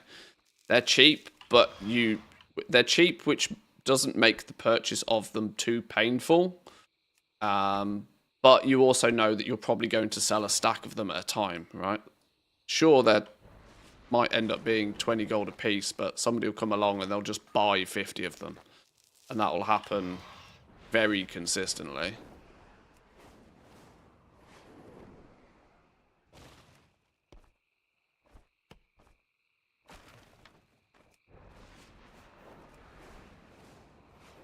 Right, we're over 200 now for mining. We are getting there. We have... Where's our lumber gone? Oh no, who stole my lumber? Oh, I put half of it in the wall bank, didn't I? So we're building a new stack of lumber.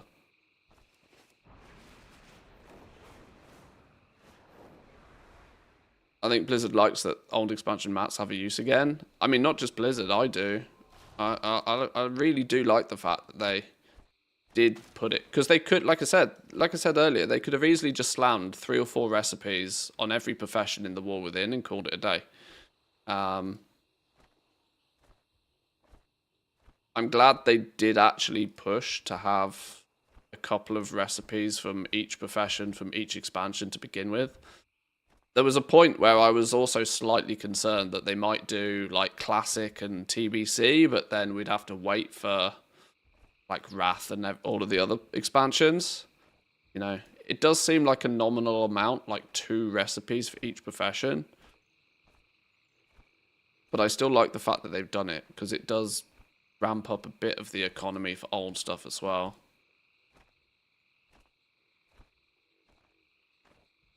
It's just right now the lumber is such a bottleneck that the price of the rest of the materials doesn't matter. Once the price of lumber comes down, all of a sudden the price of the other mats starts to matter more.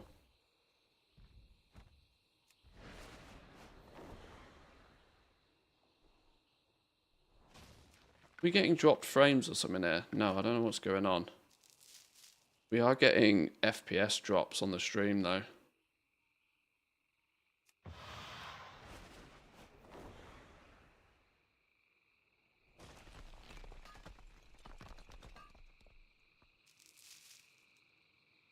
Dyes are clever, similar to thaumaturgy. They provide a price floor for herbs.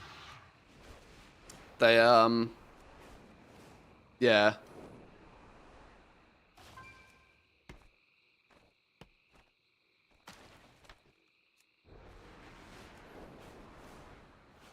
Like I said, in my mind, herbs have always been like 1 to 2 gold a piece, which is where they will end up back at, but it's just a case of how long that they stay at a premium because of dyes.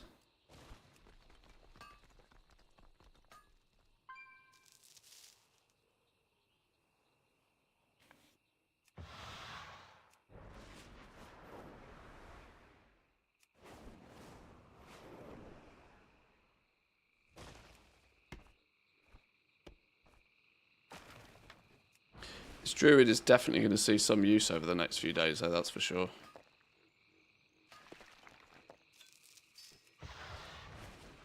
The occasional arcane crystal doesn't go amiss either.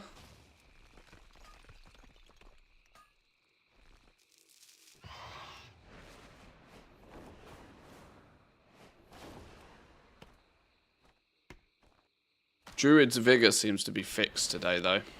That seems to have been hot fixed. Yesterday, Druids didn't seem to be using Vigor, which was an odd bug. It seems to be being consumed normally now.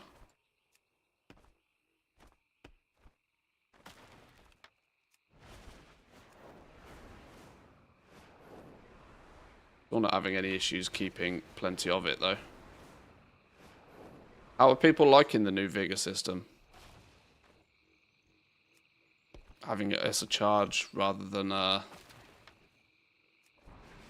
refilling ball. Stupid keybounds, on the other hand. Wow, that was a ludicrous decision by whoever made that. I will agree with you on that one. The fact that every time I log onto a character from here on out, I'm going to have to change keybinds is going to drive me absolutely bananas.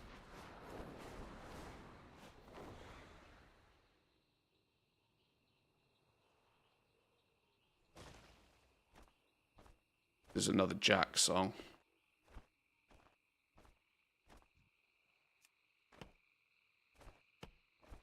Haven't touched Remix since yesterday. Is 70 to 80 much faster than it already was on Remix? Or is the 250% buff now gone? Haven't touched Remix since yesterday. I haven't touched Remix since a lot longer than yesterday.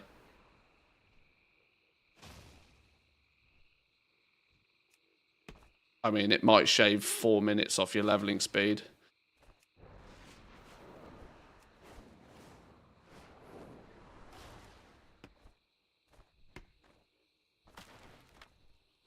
That employee better have gone to the gulag. Yeah, straight to the gulag with you.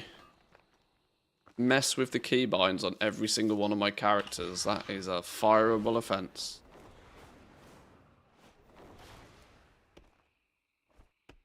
Feels smoother for farming without the herb mine vigor recharge for each one mined. Yeah, I've not had to think about vigor in any way, shape or form. I've just done my thing.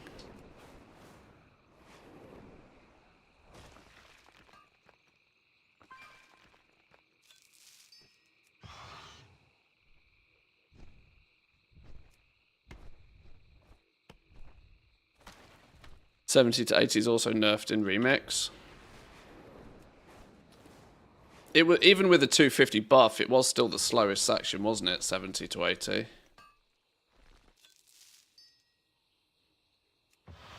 Yeah, so for those who are slightly unaware, towards the end of every expansion, what they usually do is they ramp up the EXP, or they change the EXP curve to be Midnight's EXP curve. So it now basically means that 70 to 80, or 1 to... There is a little bit more nuance to this, but basically now 1 to 80 is all roughly the same sort of speed. Whereas you used to get to 70 and you used to hit the slowdown, and of course 70 to 80 is the war within leveling range. They've now shifted the EXP curve to what it will be for Midnight. So basically 1 to 80 is now basically all the same speed, which has made 70 to 80 much faster than it has been previously. Of course, when we go from 80 to 90, it will then be slower again. They usually throw that in at pre-patch, but they seem to have thrown it in with this 11.2.7 build. Whether that was intentional or not, it doesn't really matter. I genuinely feel that with so many people turning up to the game to play with housing, there doesn't really need to be a slow 70 to 80 thing anymore. Blizzard is going to want these brand new players in the game to be able to get a couple of characters to 80 if they want before the launch of the next expansion. So it could very well have been completely intended that they've changed the XP curve a bit sooner than they would normally do.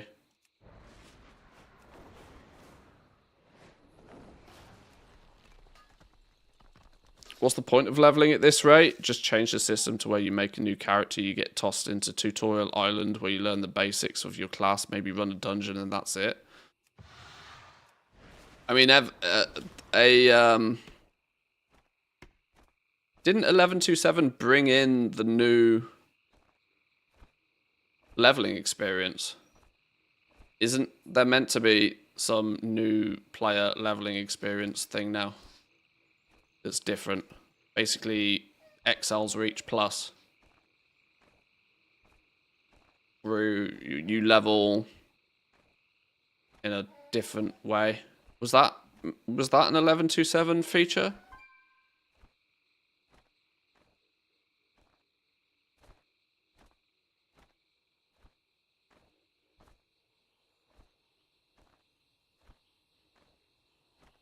So they're definitely working more towards leveling being more useful, I guess. Maybe the right word. Not so completely trivial. It's just minimal changes to Exile's Reach as far as I know. Just some different characters. Oh, okay. It's kind of crazy. I paid so little attention to what else was actually going on in 11.2.7. 99% of the focus on housing. And the fact that I didn't care that much about housing in the first place. Stupid remix. Stupid remix, man. Distracted me completely. Well, I'm going to be honest. Stupid remix and accidentally getting 2 puppies has made my last few months very unproductive. Far less productive than I would have liked it to have been. Luckily, there's an expansion around the corner, so everyone will be fine. Otherwise, it was my own fault.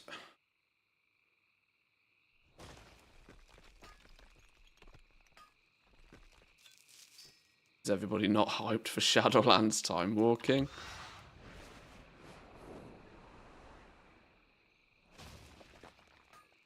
I can't believe they didn't upgrade heirlooms. Well, I can believe they didn't update heirlooms, because I've been convinced they've been trying to phase heirlooms out for a few expansions now. And it looks like it's the case, right?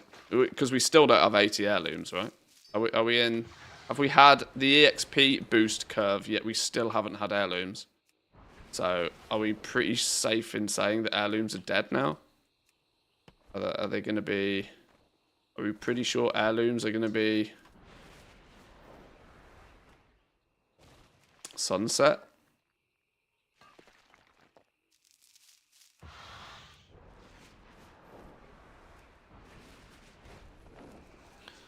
Any profession changes in the new beta build? Ah, yeah, we had a new beta build, didn't we, yesterday or last night?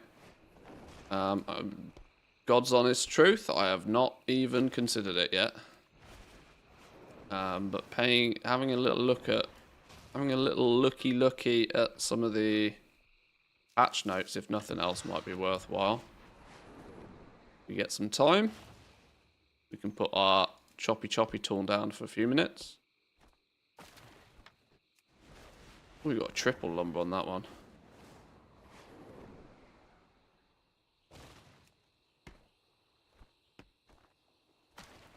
$70 to $80 is intentional. There's a recap now for the War Within story. They want the new people to level with that recap from 70 to 80.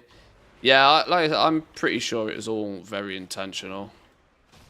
There's no real reason to hold people back at this point. And Blizzard know full well that housing is going to have brought a lot of brand new people to the game. And they've got a couple of months now to get those players caught up to speed and get the claws into them. Slowing their leveling down for an arbitrary reason at this point is probably not in the business model. Get them in, get them leveled, get them spending. Get them buying tokens. Doge. I might need to take these dogs for a quick pee in a minute. Brown dog is woken up and is setting the doggo alarm off. How are we doing? 226 mining skill. We're getting there. Mithril deposits now give us nothing, so I can probably just ignore them. Big boy thorium ones give guarantee. Oh, but I can't get that one.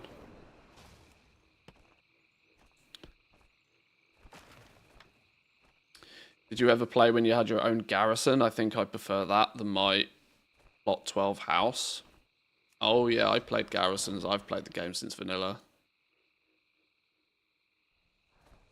I mean, Blizzard don't want housing to be Garrisons 2.0. The biggest problem they had with Garrisons is that nobody had any reason to ever leave them.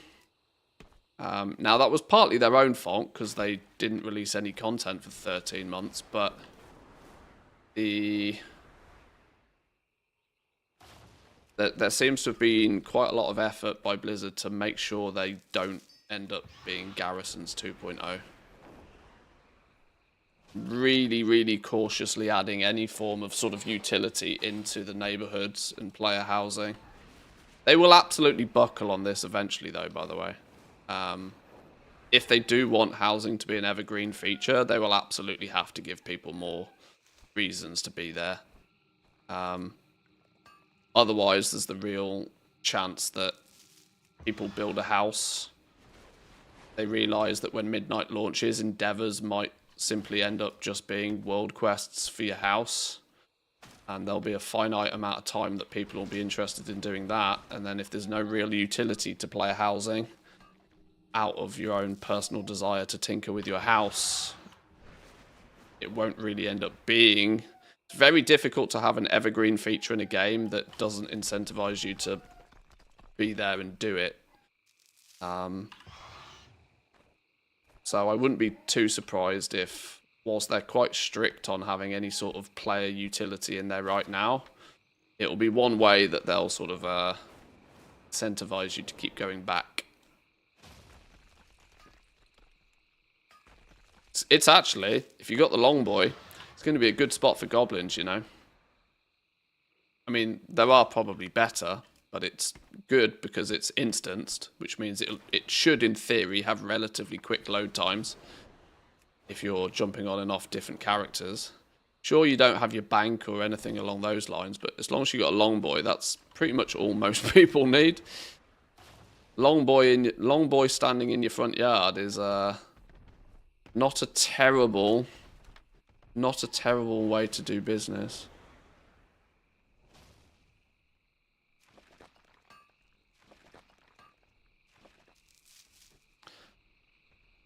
Not to mention that The War Within is the first expansion of a 3-part saga. They want as many people to hop into it as they can. Yeah, they absolutely are going to want people who are joining the story now to be as quickly caught up and hooked on it as they can get.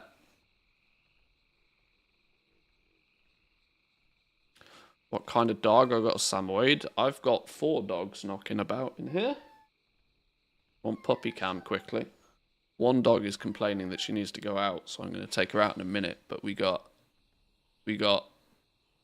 brown dog at the back there. We have puppy, 5 months old. We have, where are the other 2? The other 2 are over there. She's Apple is 13. They're all the same breed, by the way. They're all Lapland dogs. 13. 5 months, and then we got these 2 over here. Sula is in the bed. He is Alma's brother, sorry. They're both brother and sister, both 5 months old. And then in the background there, you can just see Nipsu. But yeah, there's 4 puppies knocking about. Chilling right now. Not always chilling, mind. Let's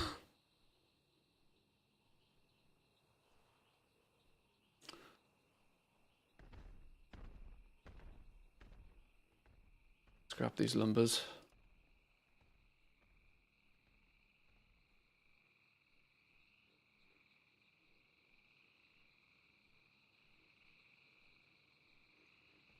Wish I could have more than one, but my girlfriend would kill me. Well, I wanted a 3rd dog because my oldest dog is 13 and her back legs don't really work very well anymore. So she's unfortunately not got long left. So I wanted a 3rd dog just so that our 8-year-old dog wouldn't ever have to be alone when the inevitable day comes. We got the 3rd dog. Then, a month later, the 3rd dog's brother needed a replacement home, and I'm a sucker for 4-legged friends, so now I have 4 dogs. 2 of which are 5-month-old puppies, which is interesting some days. Yeah, rip corn. Hopefully they haven't got the corn again today. One of the dogs did properly eat that.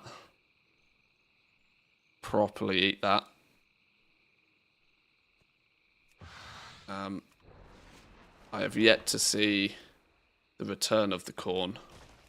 Although, most of their business is done in a bush in the dark, so... One thing I have always taught my dogs to do is to shit in a bush. Because if it shits in a bush... Oh, ding. If it shits in a bush, that's less shit I need to pick up.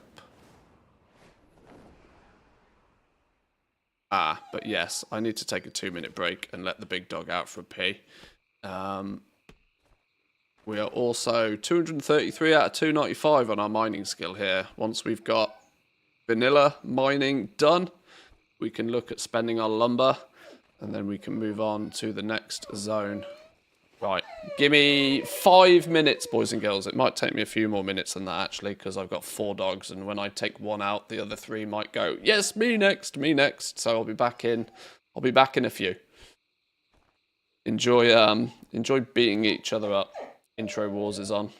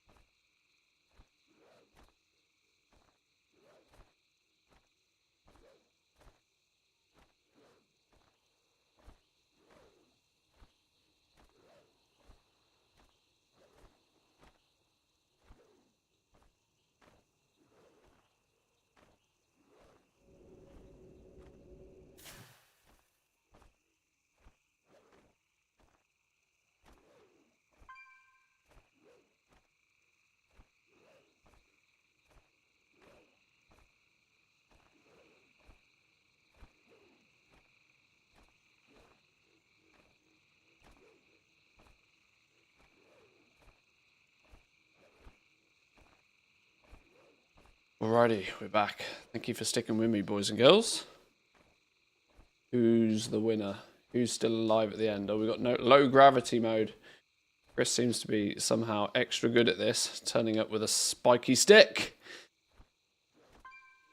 Then there was 2. Good job, boys and girls. Wonder if this internal bag error with the war bank will ever get fixed. So gross when restocking.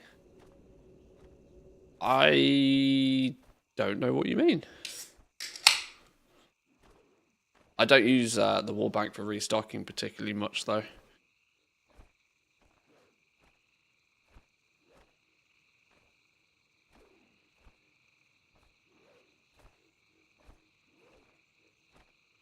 These lumbers. Yoink, yoink, yoink, and yoink.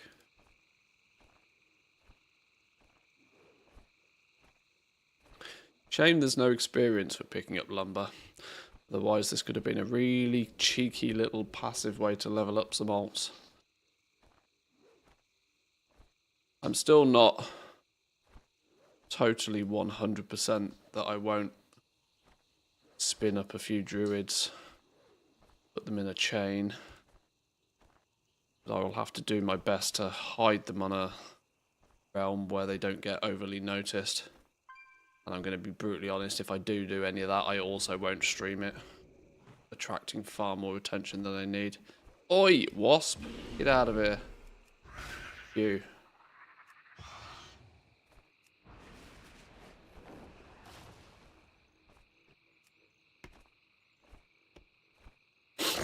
How long is intermission? It's over now.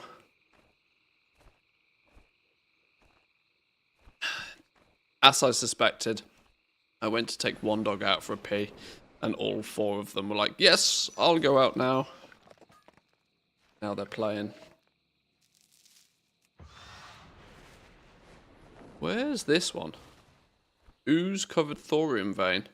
Oh, these are in the under cavey bit, aren't they? Messing around getting them. Thorium still give. Okay, small thorium nodes are now only occasionally giving me a skill point. I have to do a bit of smelting to finish this one off. There's no point stressing about leveling these particularly. No real advantage to doing this other than it's just a 2 birds 1 stone situation.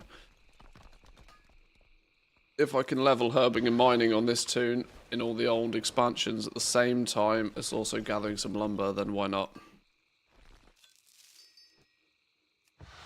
Especially if mats are juicy priced at the moment as well. Pretty unanimously.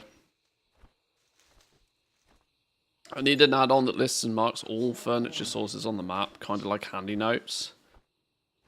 There's one called Decor Vendors, but I don't know just how. You got to remember that any add-on that's out already here and now had most of its development done during a beta, which does often lead there to being some inconsistencies when it goes live. It's still very, very early. You know, these add-ons have to be made by people. But when there's need for something, when there's demand for something, it'll turn up soon enough. Yeah, try that Decor Vendor add-on now.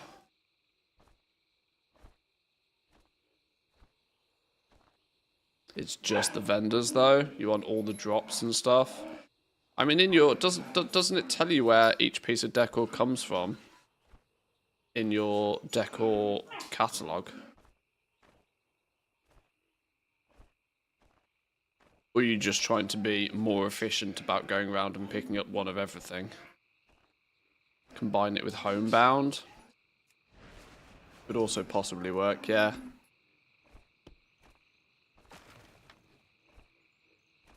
Dog has licked my glasses again. Tried farming with 4 accounts. No hive mind. Had a headache with all of the alt tabbing. My sweet spot is 2 accounts, 450 lumber an hour. I mean, 450... Oh, that sounds like Wrath of the Lich King numbers. 450 lumber an hour is actually ridiculous right now.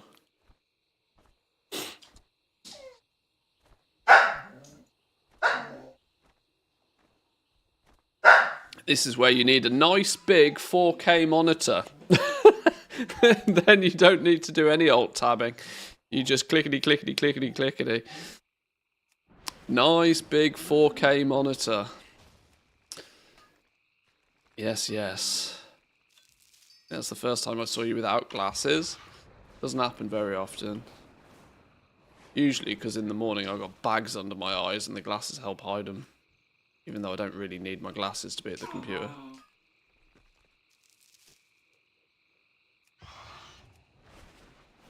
Oh, hang on. Why have I got a billion Discord notifications all of a sudden? What's going on here? Who's been shot? Who's been shot?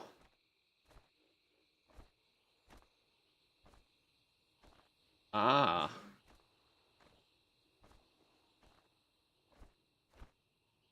I see.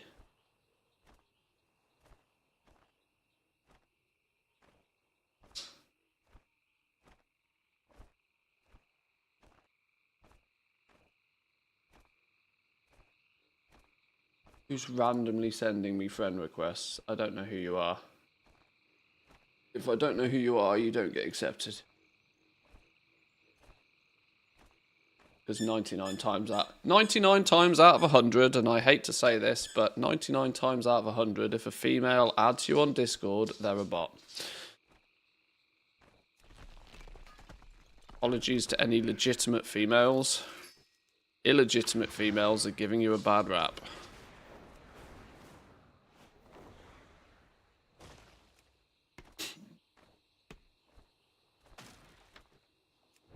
And 100% of anybody with an anime profile picture is a bot.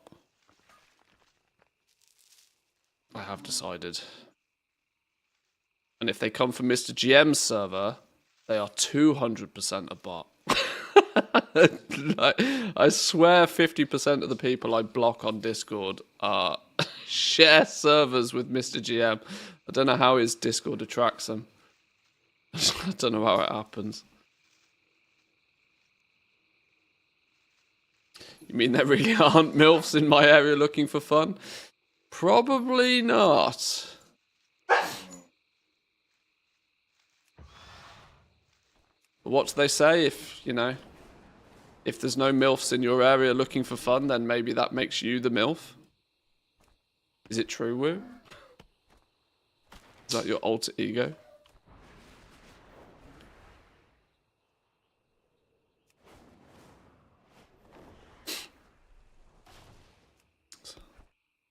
Interesting side hustle. Dogs not safe for work. What they doing? Also, there's no boning going on. I have to pay slightly more attention to that now that I have 3 unneutered female dogs and 1 unneutered boy dog. The day his balls drop, he's going straight to the vets. There was an attempt. Well, luckily at the moment it's just a play thing and I'm the boss thing. There's no procreation intentions. As soon as that happens, I'm not having more dogs. No, stop. Invite everybody in. Quadruple lumbers.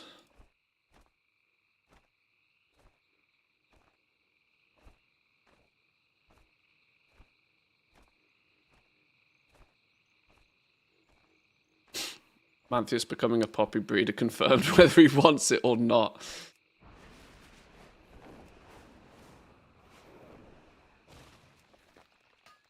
Sulo, unfortunately, is going to have to be removed of his manly urges. I can't have 3 female dogs all getting all getting done over. Otherwise, it will be 10 new dogs. Yeah, and the rest.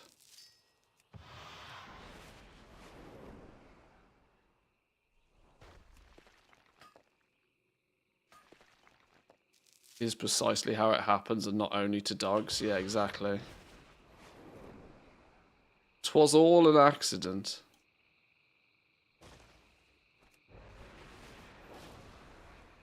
I am sorry, officer. I slipped and fell into the man.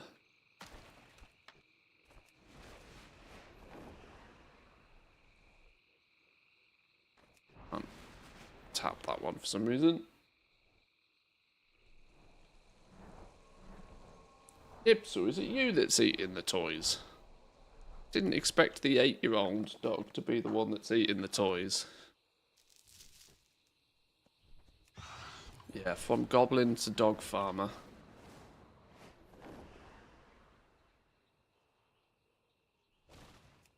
Not my intention, anyway.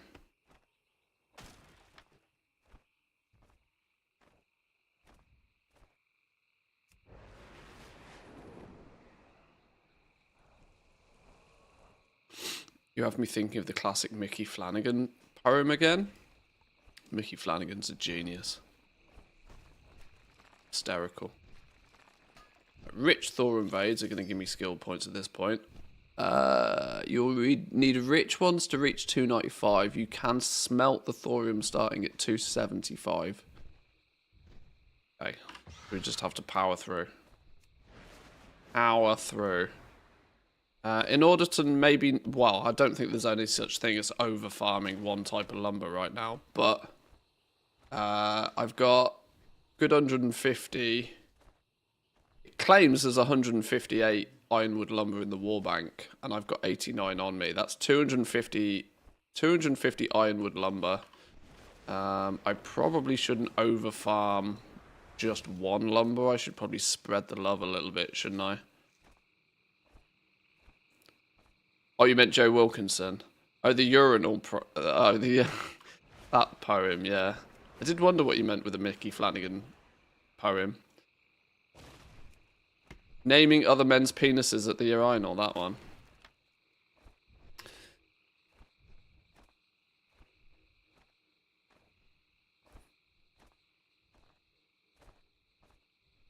Classic British comedy. Google it if you don't know. Can't watch on stream, unfortunately. Channel 4 won't copyright me. Have you by chance written down how much of each lumber's needed for one of each craft? Not precise exact numbers, but it's 400 to 500. Between 400 to 500 lumber to craft one of everything. Persephone's spreadsheet that's linked in my Discord has a grand total of what's needed for one of everything. And if you have collected all of the recipes already, you can do it with TSM as well, don't forget. Just add one of everything to queue. TSM will give you a tally. Why have I come into chats and my name has been said 4 times today? Am I famous? You have created a very useful resource that the community is relying on quite heavily at the moment.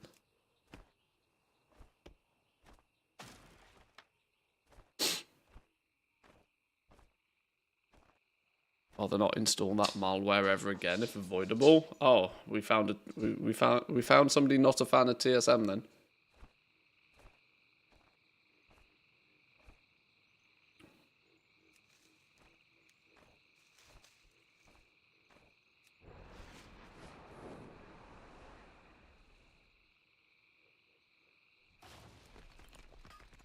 Four to 500 per craft. No. 400 to 500 lumber is needed from each expansion to then go out and craft one of everything that's available with that lumber. You have all of the professions and you've collected all of the recipes. It's 400 to 500 lumber to basically restock one of everything. So it's without any sort of multi-box, multi-account shenanigans, it's a couple of hours farming per expansion just to craft one of everything. Which is, I think, is an acceptable amount, roughly. I see. This is where I'm not. I know there's going to be a lot of creators out there that will be saying that farming lumber's so goddamn slow. They need to buff it. It needs to get increased. There'll be a huge discourse there. Then people also need to wake up and remember it's fucking day one, right? But this is because people don't like farming, and so what they want to do is they want to spend 3 hours and do it all and have it all done. And because they don't like it, they don't want anybody else to be able to get anything from it. I genuinely think the amount of effort that's going to be needed to craft one of everything is relatively balanced, to be honest. For starters, it's kind of unrealistic to want one of everything anyway. It's just we use those numbers as like a, measurement stick. And if you really want the item, there is also the option to buy it off the auction house off somebody that's already farmed it. And the reality is if the item is not worth it in either scenario for you, then the item's simply not worth it. Pick up another lamppost or craft another bed. Or go find a vendor that sells a different bookcase.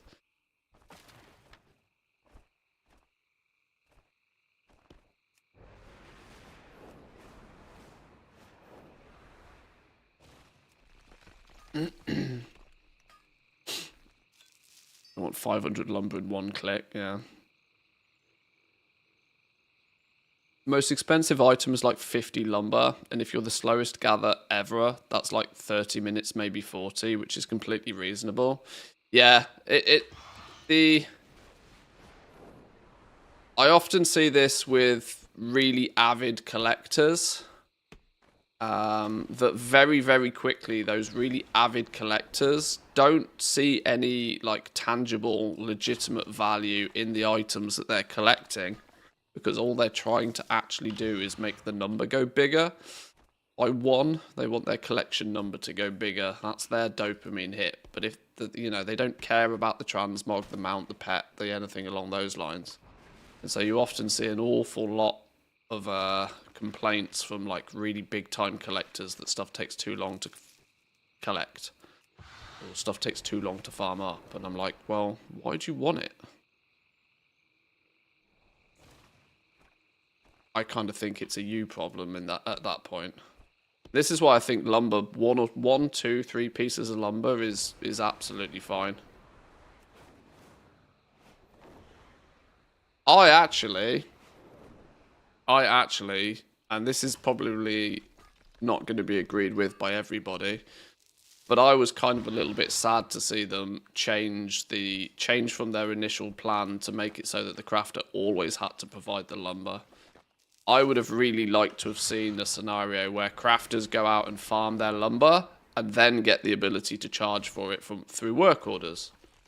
Either they can pre-craft it and put it on the auction house, or they can sell the lumber individually via the work order system. Having the crafter provide all of the lumber, I thought would have actually created quite an interesting opportunity for crafters to go out ahead of time, farm up some materials, and then, arguably compete against each other to sell it for the cheapest price. But with the option to be able to craft with it and put it on the auction house as well, it would have, balanced things out a little bit more. Public work orders being changed so that all materials must be provided by the person placing the order basically killed there being any opportunity of work orders for decor stuff outside of, a handful of freak, anomalies.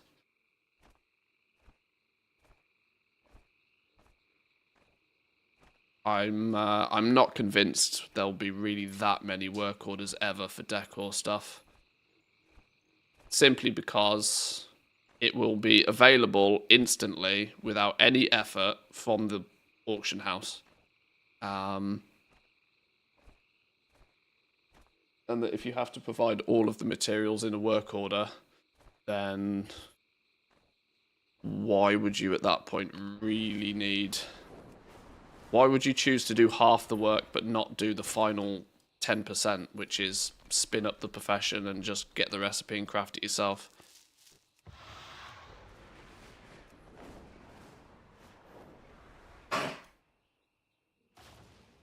I think the options for work orders are going to be few and far between, but the auction house side of it could be interesting for a while.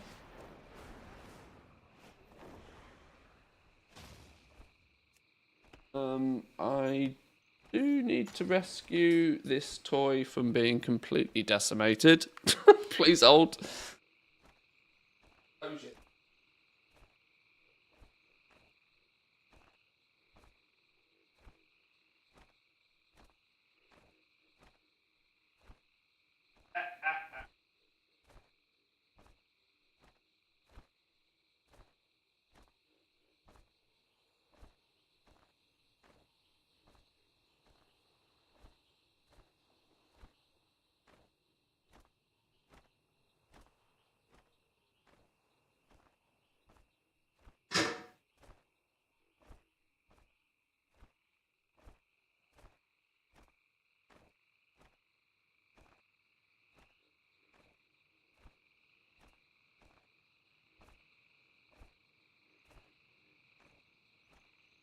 They say that an elephant never forgets. This elephant has had his brain removed. This elephant has had his brain removed. So, I think he might be forgetting a few things.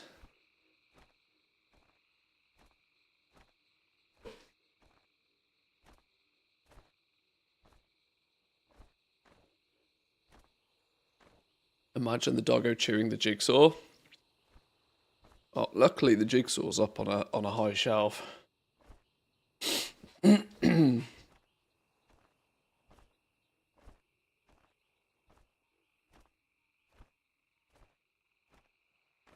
lumber an hour doing Zangamarsh.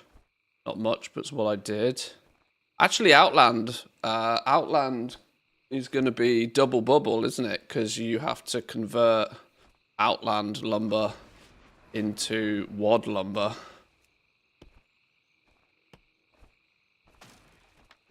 Because Blizzard were far too lazy to tweak the code so it worked in Warlord to Draenor, where there's already a lumber system.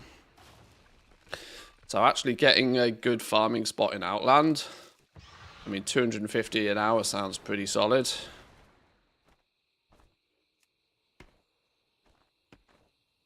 Maybe just because it's new, but I've seen a lot with full mats being provided. It depends on what people are upcharging. If the mats and lumber are 5k gold and it's 10k on the auction house, but you can get it crafted for 500, why wouldn't you?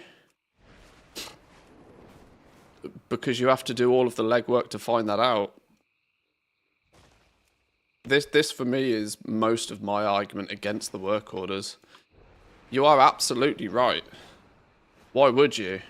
But the point is you have to do an awful lot of legwork to run around and find out all of that information. Where your alternative is you can do absolutely nothing and go to the auction house and just buy it. You then get to make one decision. Do I want this? Yes or no? And am I willing to pay the price that is currently listed for? Yes or no? Like, in terms of business, the path of least resistance is usually the best path. And this is why the auction house has always worked very well. Because most people don't care about what materials it takes to craft something. They don't want to know what the most optimal way to get it is. This is why vendor mats sell on the auction house. Simply because I could go and buy this 3 silver vendor material from a vendor, but it means racking my brain to try and remember where that vendor is, and then hauling my ass over to it to buy 4 pieces of parchment. Or I hop on my longboy and I just buy them for the exact same price plus a 10 silver tip off the auction house. Yes, please, I'll buy them off the auction house.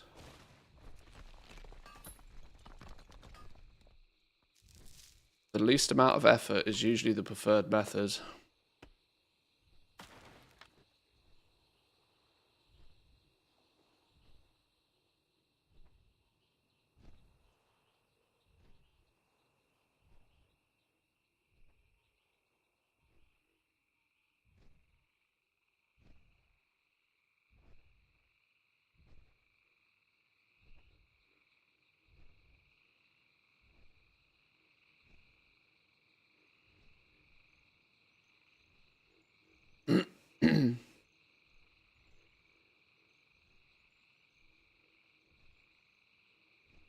I do like the fact there's choice though.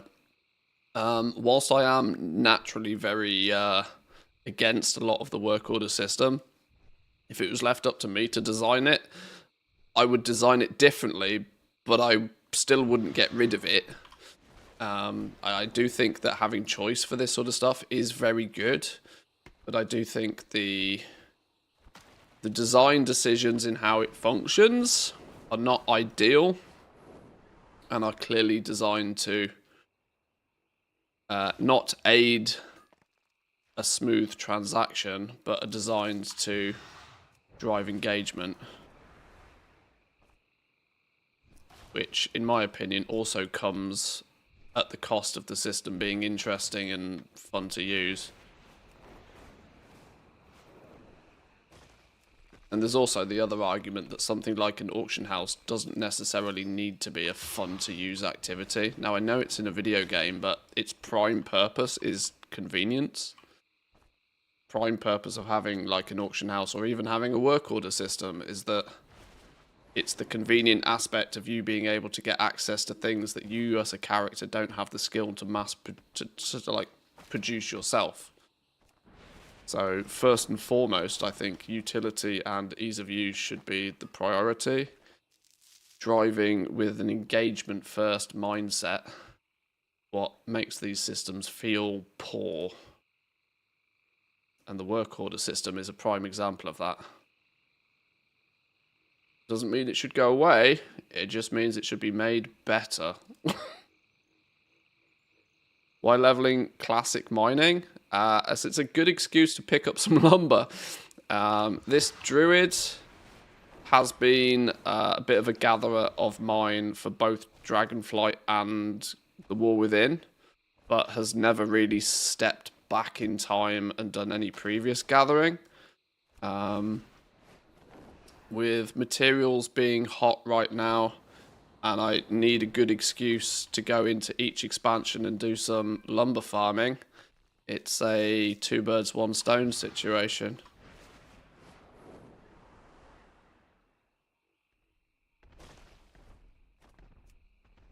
It does mean I am not 100% optimal in my lumber per hour farm, but I'm also getting other materials.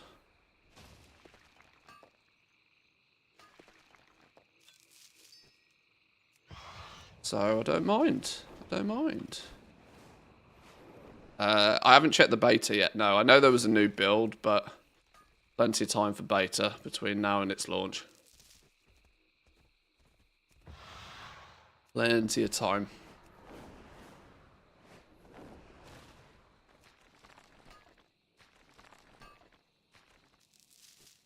Still coping that the jewel crafting skill requirements are going to be rebalanced.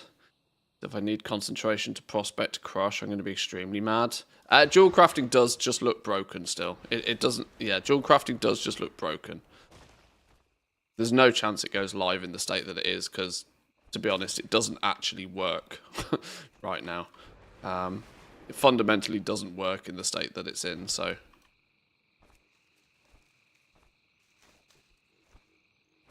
Told you yesterday, I leveled yesterday 1 druid for each of the zone and then just parked it there. Lumber OG, Lumber TBC, Lumber Wrath of the Lich King, Lumber Panda, Lumber Wad.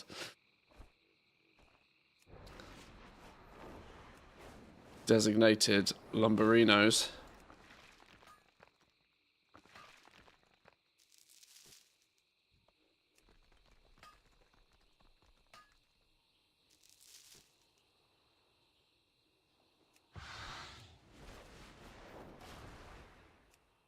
I've already, I mean, like these 4 accounts right now, I've already parked a few tunes in designated spots.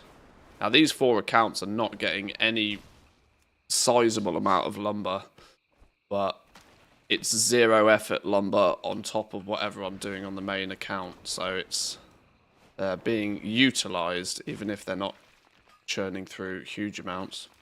I mean, I've got 50 lumber on each of these characters so far this stream, since I started. So that's 200 dark pine lumber without actually trying to farm 200 dark pine lumber, if you know what I mean. Now, admittedly, I've been live nearly 3 hours, so it's not a huge return for 4 accounts being online, but it is additional on top to whatever this character's created.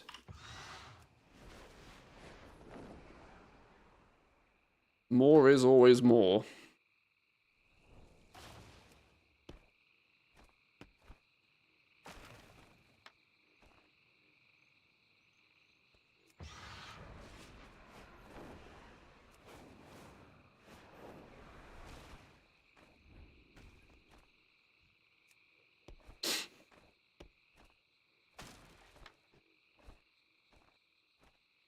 Is it though? You can get to basically any zone in WoW in under a minute. That's a lot of alts to take care of. It depends if they're all on the same account, I'd agree, yeah. But if they're spread across different accounts, like I probably will actually. I know I'm focusing on one. At the moment, I've got characters in one zone, all collecting the same lumber. But what I will probably actually do is have one account up and running with a character in each zone. So I can actually be tapping 4 different types of lumber plus a 5th. I'll be very slowly getting 4 types of lumber, but then focusing on the lumber that I actually need the most if I'm shortest on one. Because I think it'll probably, even though our little discussion on work orders, even though I'm not convinced there'll be a lot of them, I still think it'll be smart to just have like a couple of hundred of each lumber farmed and ready to go.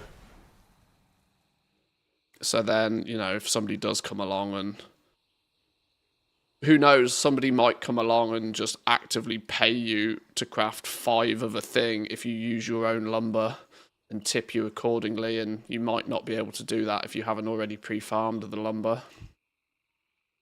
That's the scenario where somebody might be willing to pay a premium if they need multiple of a thing. Fences, for example, seems to have been an early scenario. People want to put a fence around their garden, and one fence is 20k. They need 10 of them. If you've got a stack of 200 lumber lying around and can facilitate their needs, all of a sudden you become useful.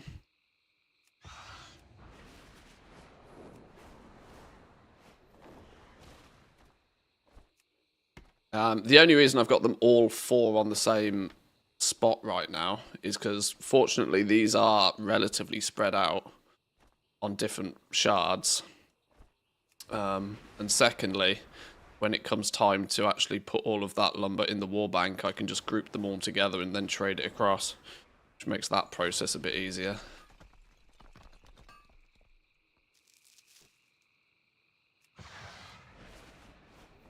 Like I said, the other option, though, is I just make 4 more druids, and we just do a druid train. But it's not something I'm so fond of doing, because you do just... Unfortunately, my opinion is any time you're doing any more so traditional multi-boxing, you are putting your account at risk, regardless of the fact that there's nothing wrong with doing it.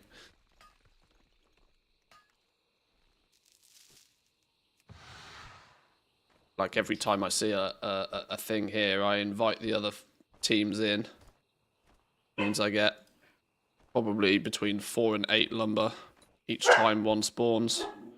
Which, you know, over a few hours of doing something else adds up.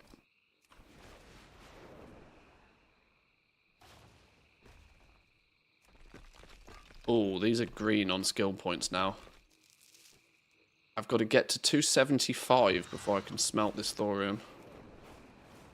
More importantly, before we can move over to TBC and do some lumber from there. We'll take a pit stop and we'll use all of this lumber we've gathered and craft some stuff and check the auction house and stuff, but nearly not too many points away from being done with vanilla for a while.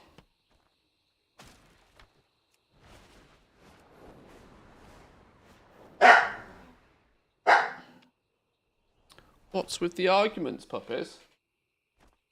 You bought a ball, did you, Sulla? Sulla wanted to play ball with Papel. Papel did not want to play ball.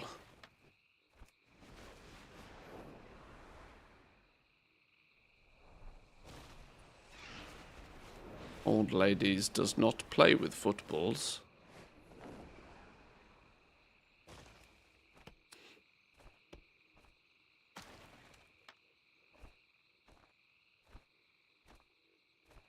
Saw multiple people spending several hundreds buying vendor furniture on the basis of, oh, this one looks cool, I'll buy 3 of those.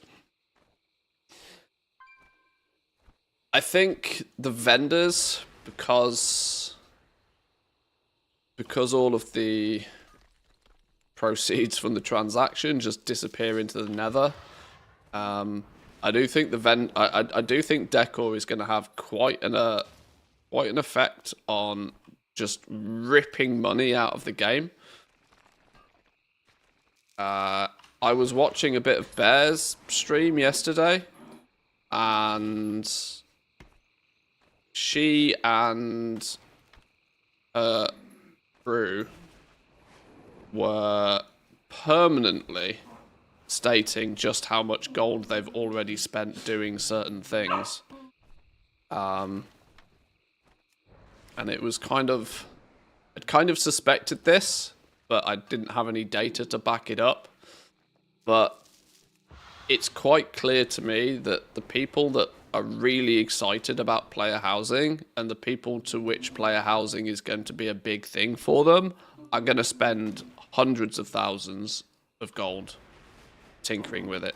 Now, whether that's money that they then throw at a vendor to buy 5 copies of a random tree that they may or may not ever use, or whether that be buying crafted decor off the auction house, there's going to be some serious movement of gold because of this. And the faster a healthy economy is an economy that has strong movement of money in it. The same concept in the real world. Whenever part of the wheel stops moving, everything else goes weird. But the faster it moves, the healthier everything is. Still not want to play ball?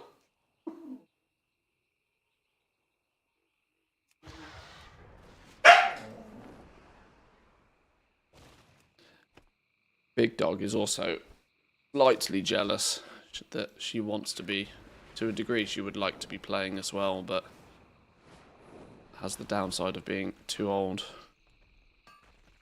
to play with young puppies.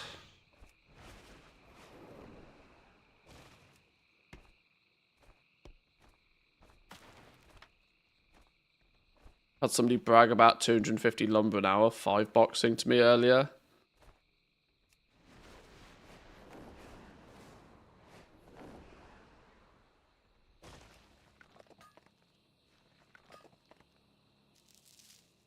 Well, it's worth it to you, it's worth it to you. To be fair, on day 2, there's nobody's optimized anything yet.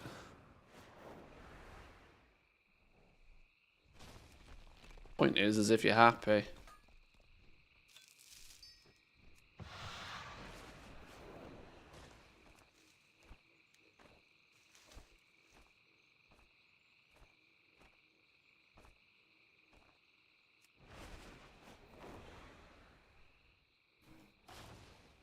I've not particularly tried to be overly optimal with my farming of lumber though, because I secondly know that I am really not going to be doing it for very long. I'll probably only be farming lumber for a couple of days. I'm quite quickly going to switch into just buying cheap shit, taking it places where it's not so cheap.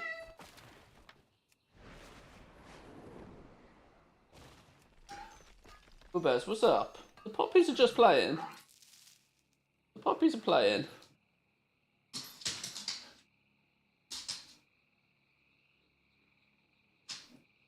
Oh, hello. We got a lumber. You fly with a squad of 3 Dracthyr? Probably not very easily.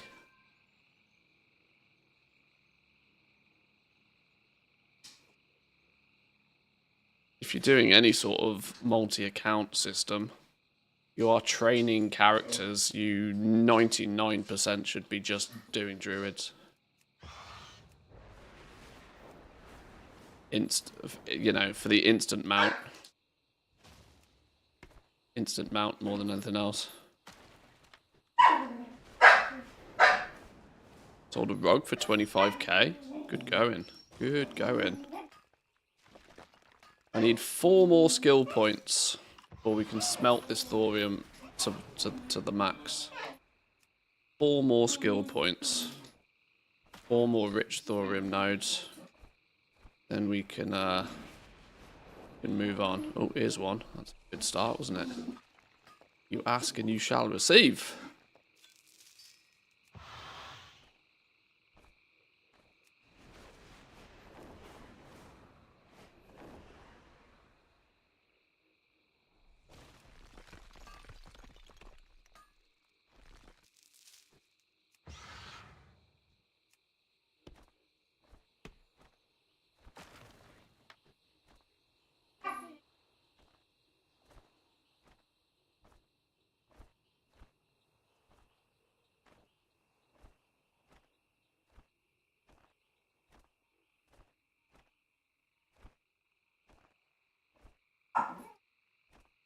Ooh.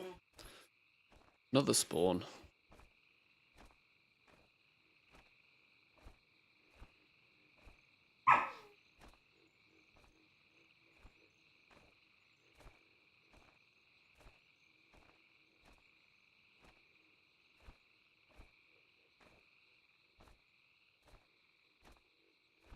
People buying the ugly shit this early blows my mind. Even as a collector, 25k for a vanilla textured rug is obscene. Yeah, the 2006 resolution is not that great, is it?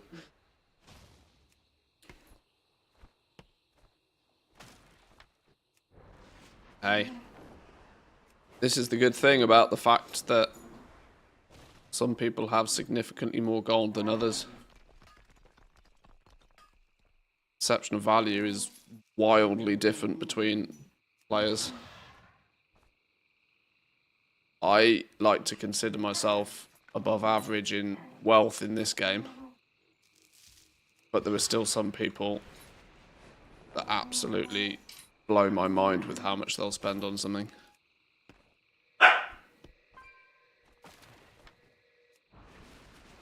Then again, I know multiple billionaires in this game, and they're some of the most thrifty people I know. I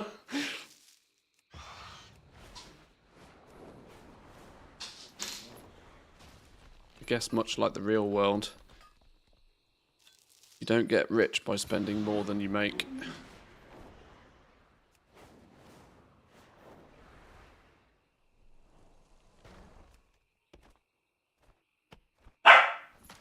%100% of those collectors who just gets a WoW token every day and then cries about Blizzard forcing them to.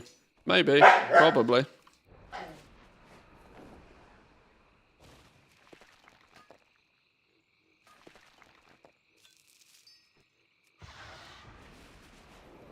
$274. We still get skill from the small ones. Oh, they are still green. Technically we can. Not that one though.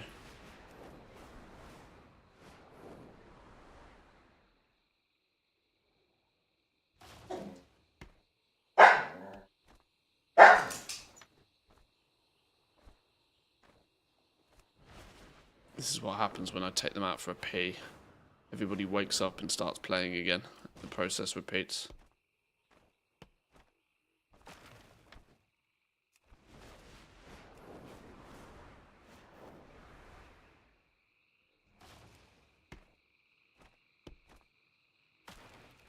I always use the muscle food and the alacrity flask for more speed. Feet, wrist, back, enchants as well. Oh yeah, I mean if if I had any intentions of doing this even remotely seriously, I'd yeah, speed sets and all that sort of business is a useful advantage.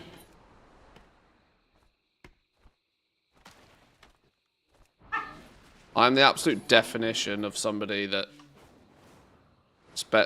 well, what Blizzard likes to call a mid-core gamer. Somebody who plays the game a lot, but never is really playing it to a very high level. And that's partly true with nearly everything I do, to be honest.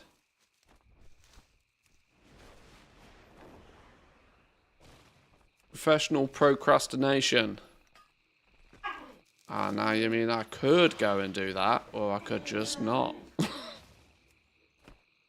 That's me, I'm mid, yeah. In all aspects of life, I am definitely mid.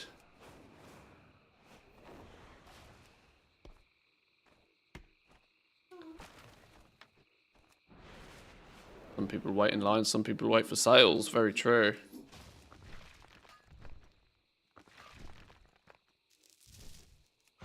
Yay, 275. Oh, we can't leave it. We can't leave a tree on the map though. 275, beautiful. So we can technically smelt the rest of this up to 300, right? At least to 295. So we can piece out of here. Another 150 classic lumber to add to the pile. Now in theory that's over 300 that I've got there. Did that song just say, Mamma Mia, I shit the bed? I don't know. It could have done. Background music, I wasn't really listening.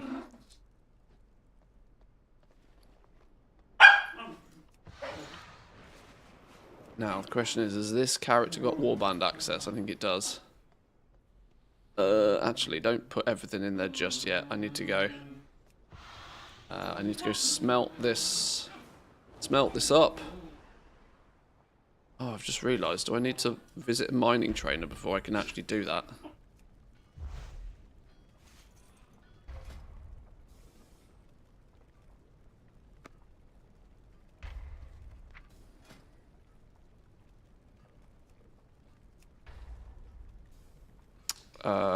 Probably. Where do I learn this from? Classic mining 2. Oh, I can do it from 200? I didn't have to get all the way to 275. Ah, I got scamazed.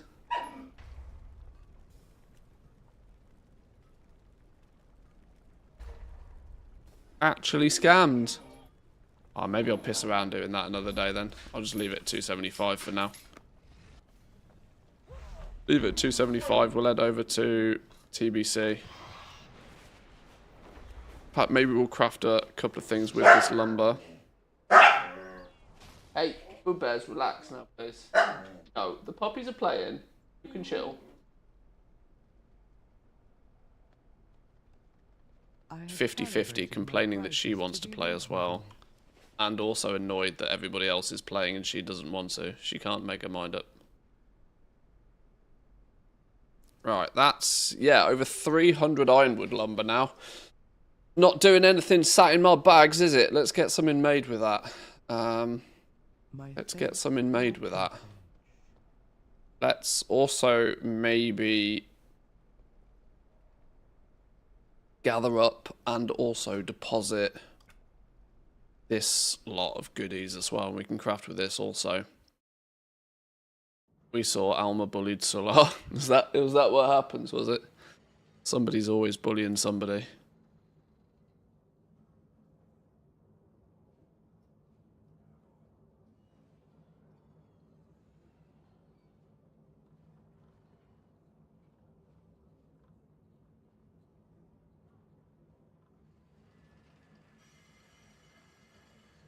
Another node here.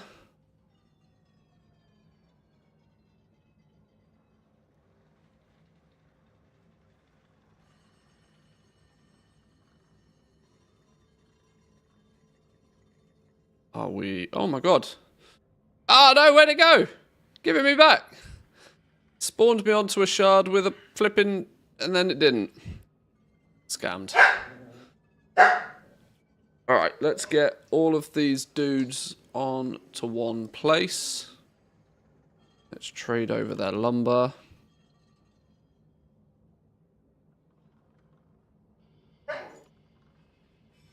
And then give that character wallbank access to deposit it.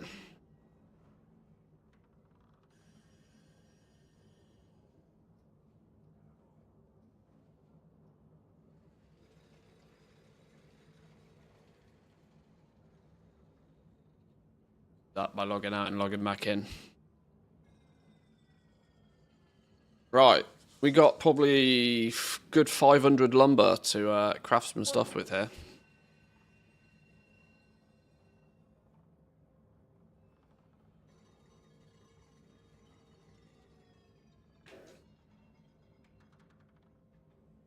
Not having warband access while other accounts are logged in. Why? Just Blizzard things.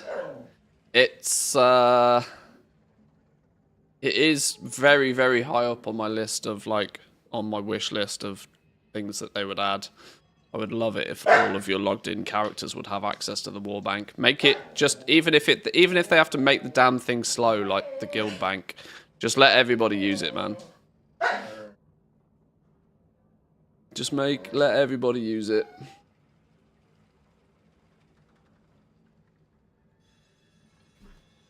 Right, now you've got warbank access.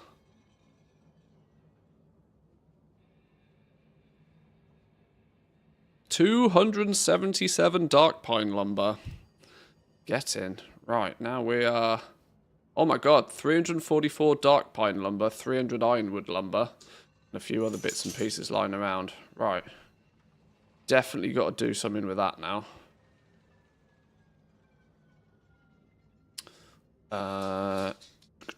I'll need this account for bank access anyway.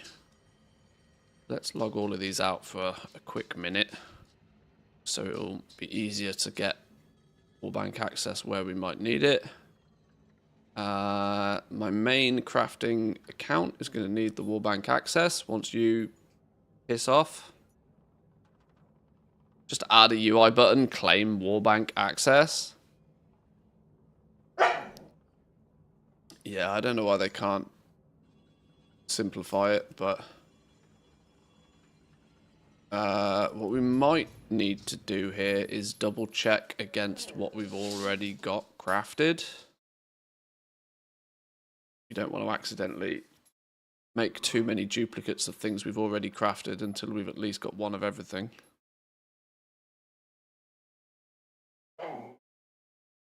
So many decorations going through the Legion class hall stuff. Yeah, it's probably worth it's probably worth logging one of every class on today as well.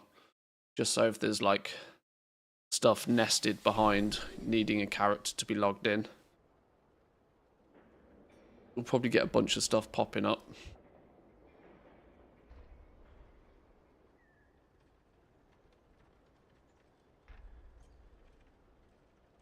Right, what can we spend all this classic lumber on then?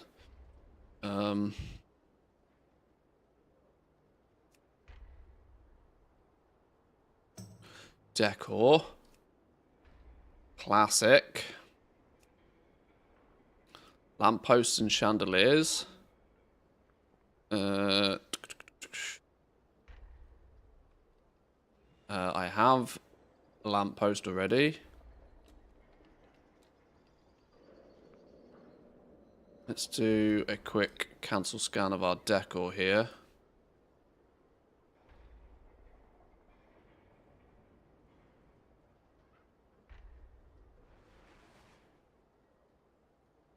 Being undercut isn't particularly problematic, to be expected.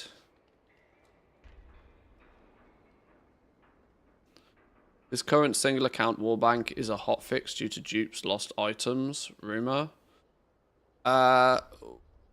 Yes, much like the pet battle thing, but it's not what you'd consider a hotfix.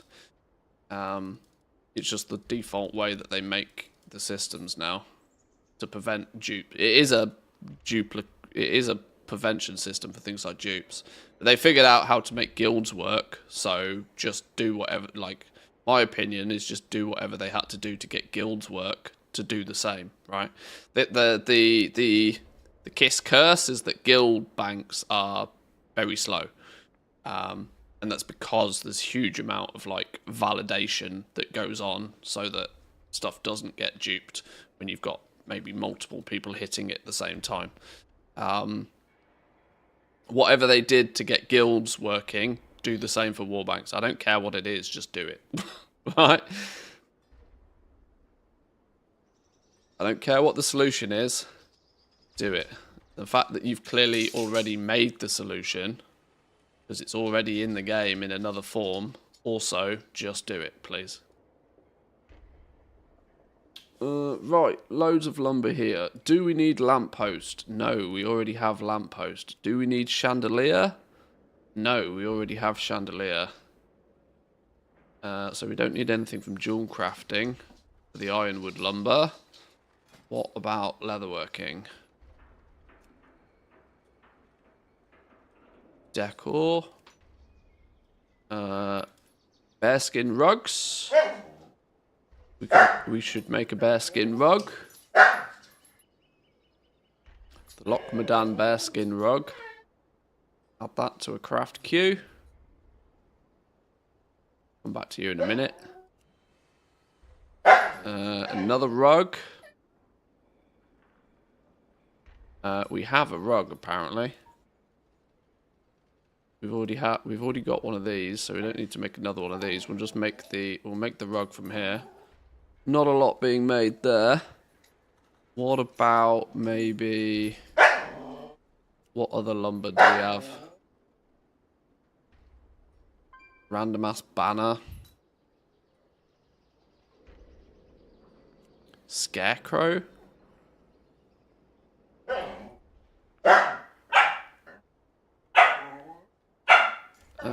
Let's make one of each of these.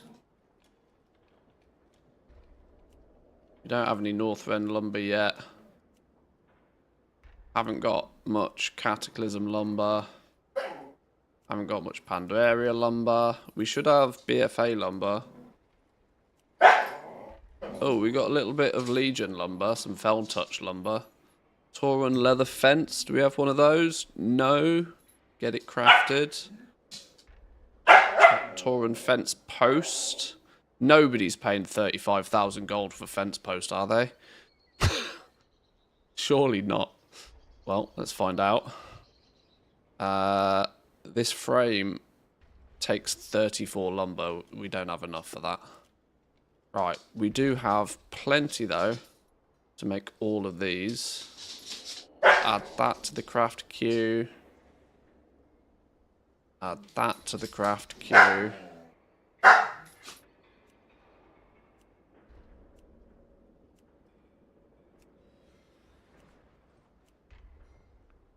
Okay.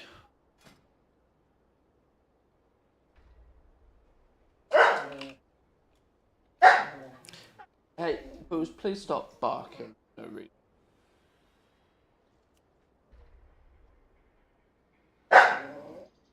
We got one of them. Got one of them. Got one of them.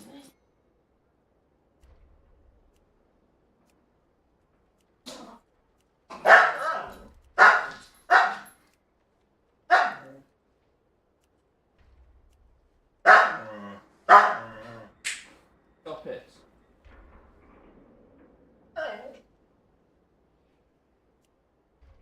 Right, this is where we've got lots to play with. Zandalari Skullfire Lamp. That sounds fun, doesn't it? Add one of them to a queue. Small Mask of Bonswamdi. Add that to the queue as well. Right, what's our queue looking like right now? We should have most of the mats we need to craft that. Let's go with that to begin with. Create shopping list.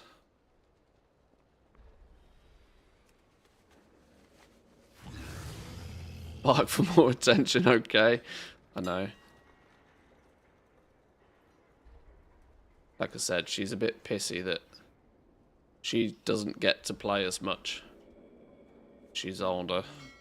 Where's me list? Why didn't it give me my list? Create shopping list.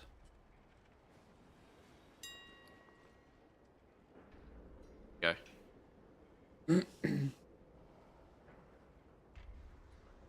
Right, here's to hoping that there's not too much stuff in here that's ludicrously expensive.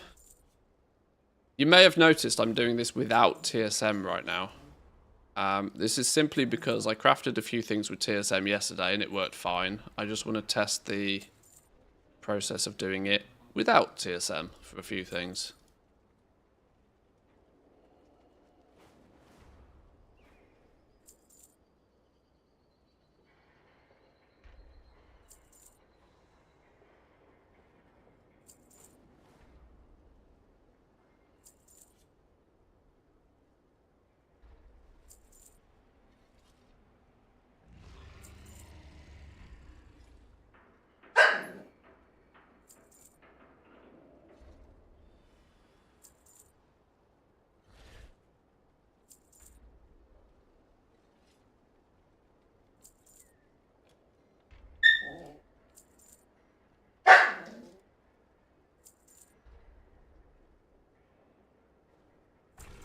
Okay, there's a bunch of goodies.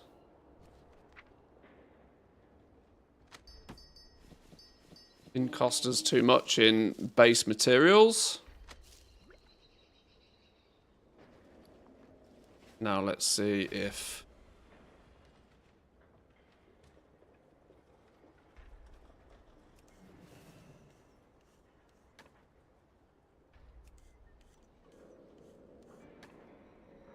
Rest of leatherworking items.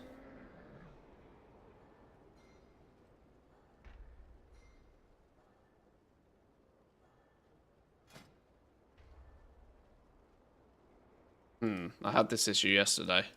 If you put 2 different professions worth of stuff in here, it tends to not like it.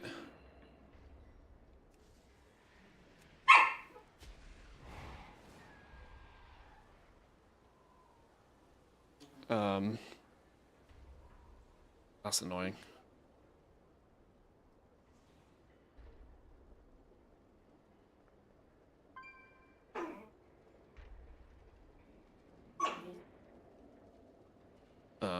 It's still...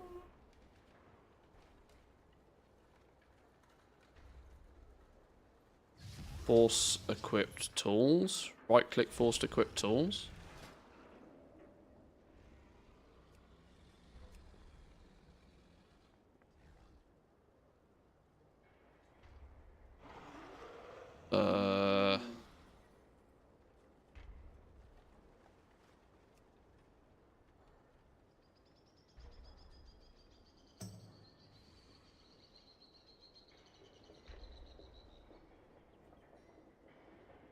Am I missing something?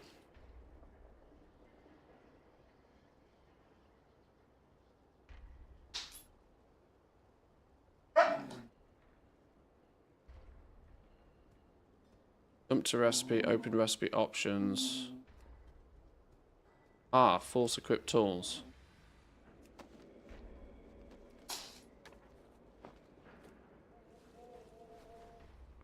Interesting.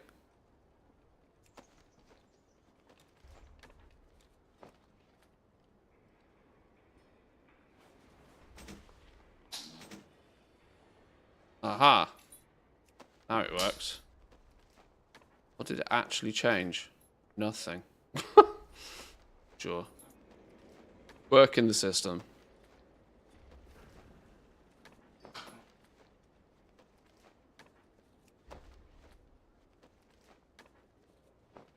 The fact it thinks all of that is 300,000 gold profit is actually bananas. Best of luck for it being 300,000 gold.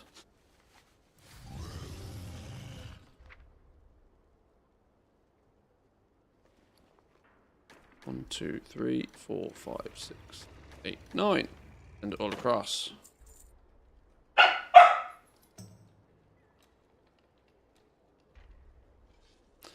was going to set up some TSM stuff in a little bit better detail, but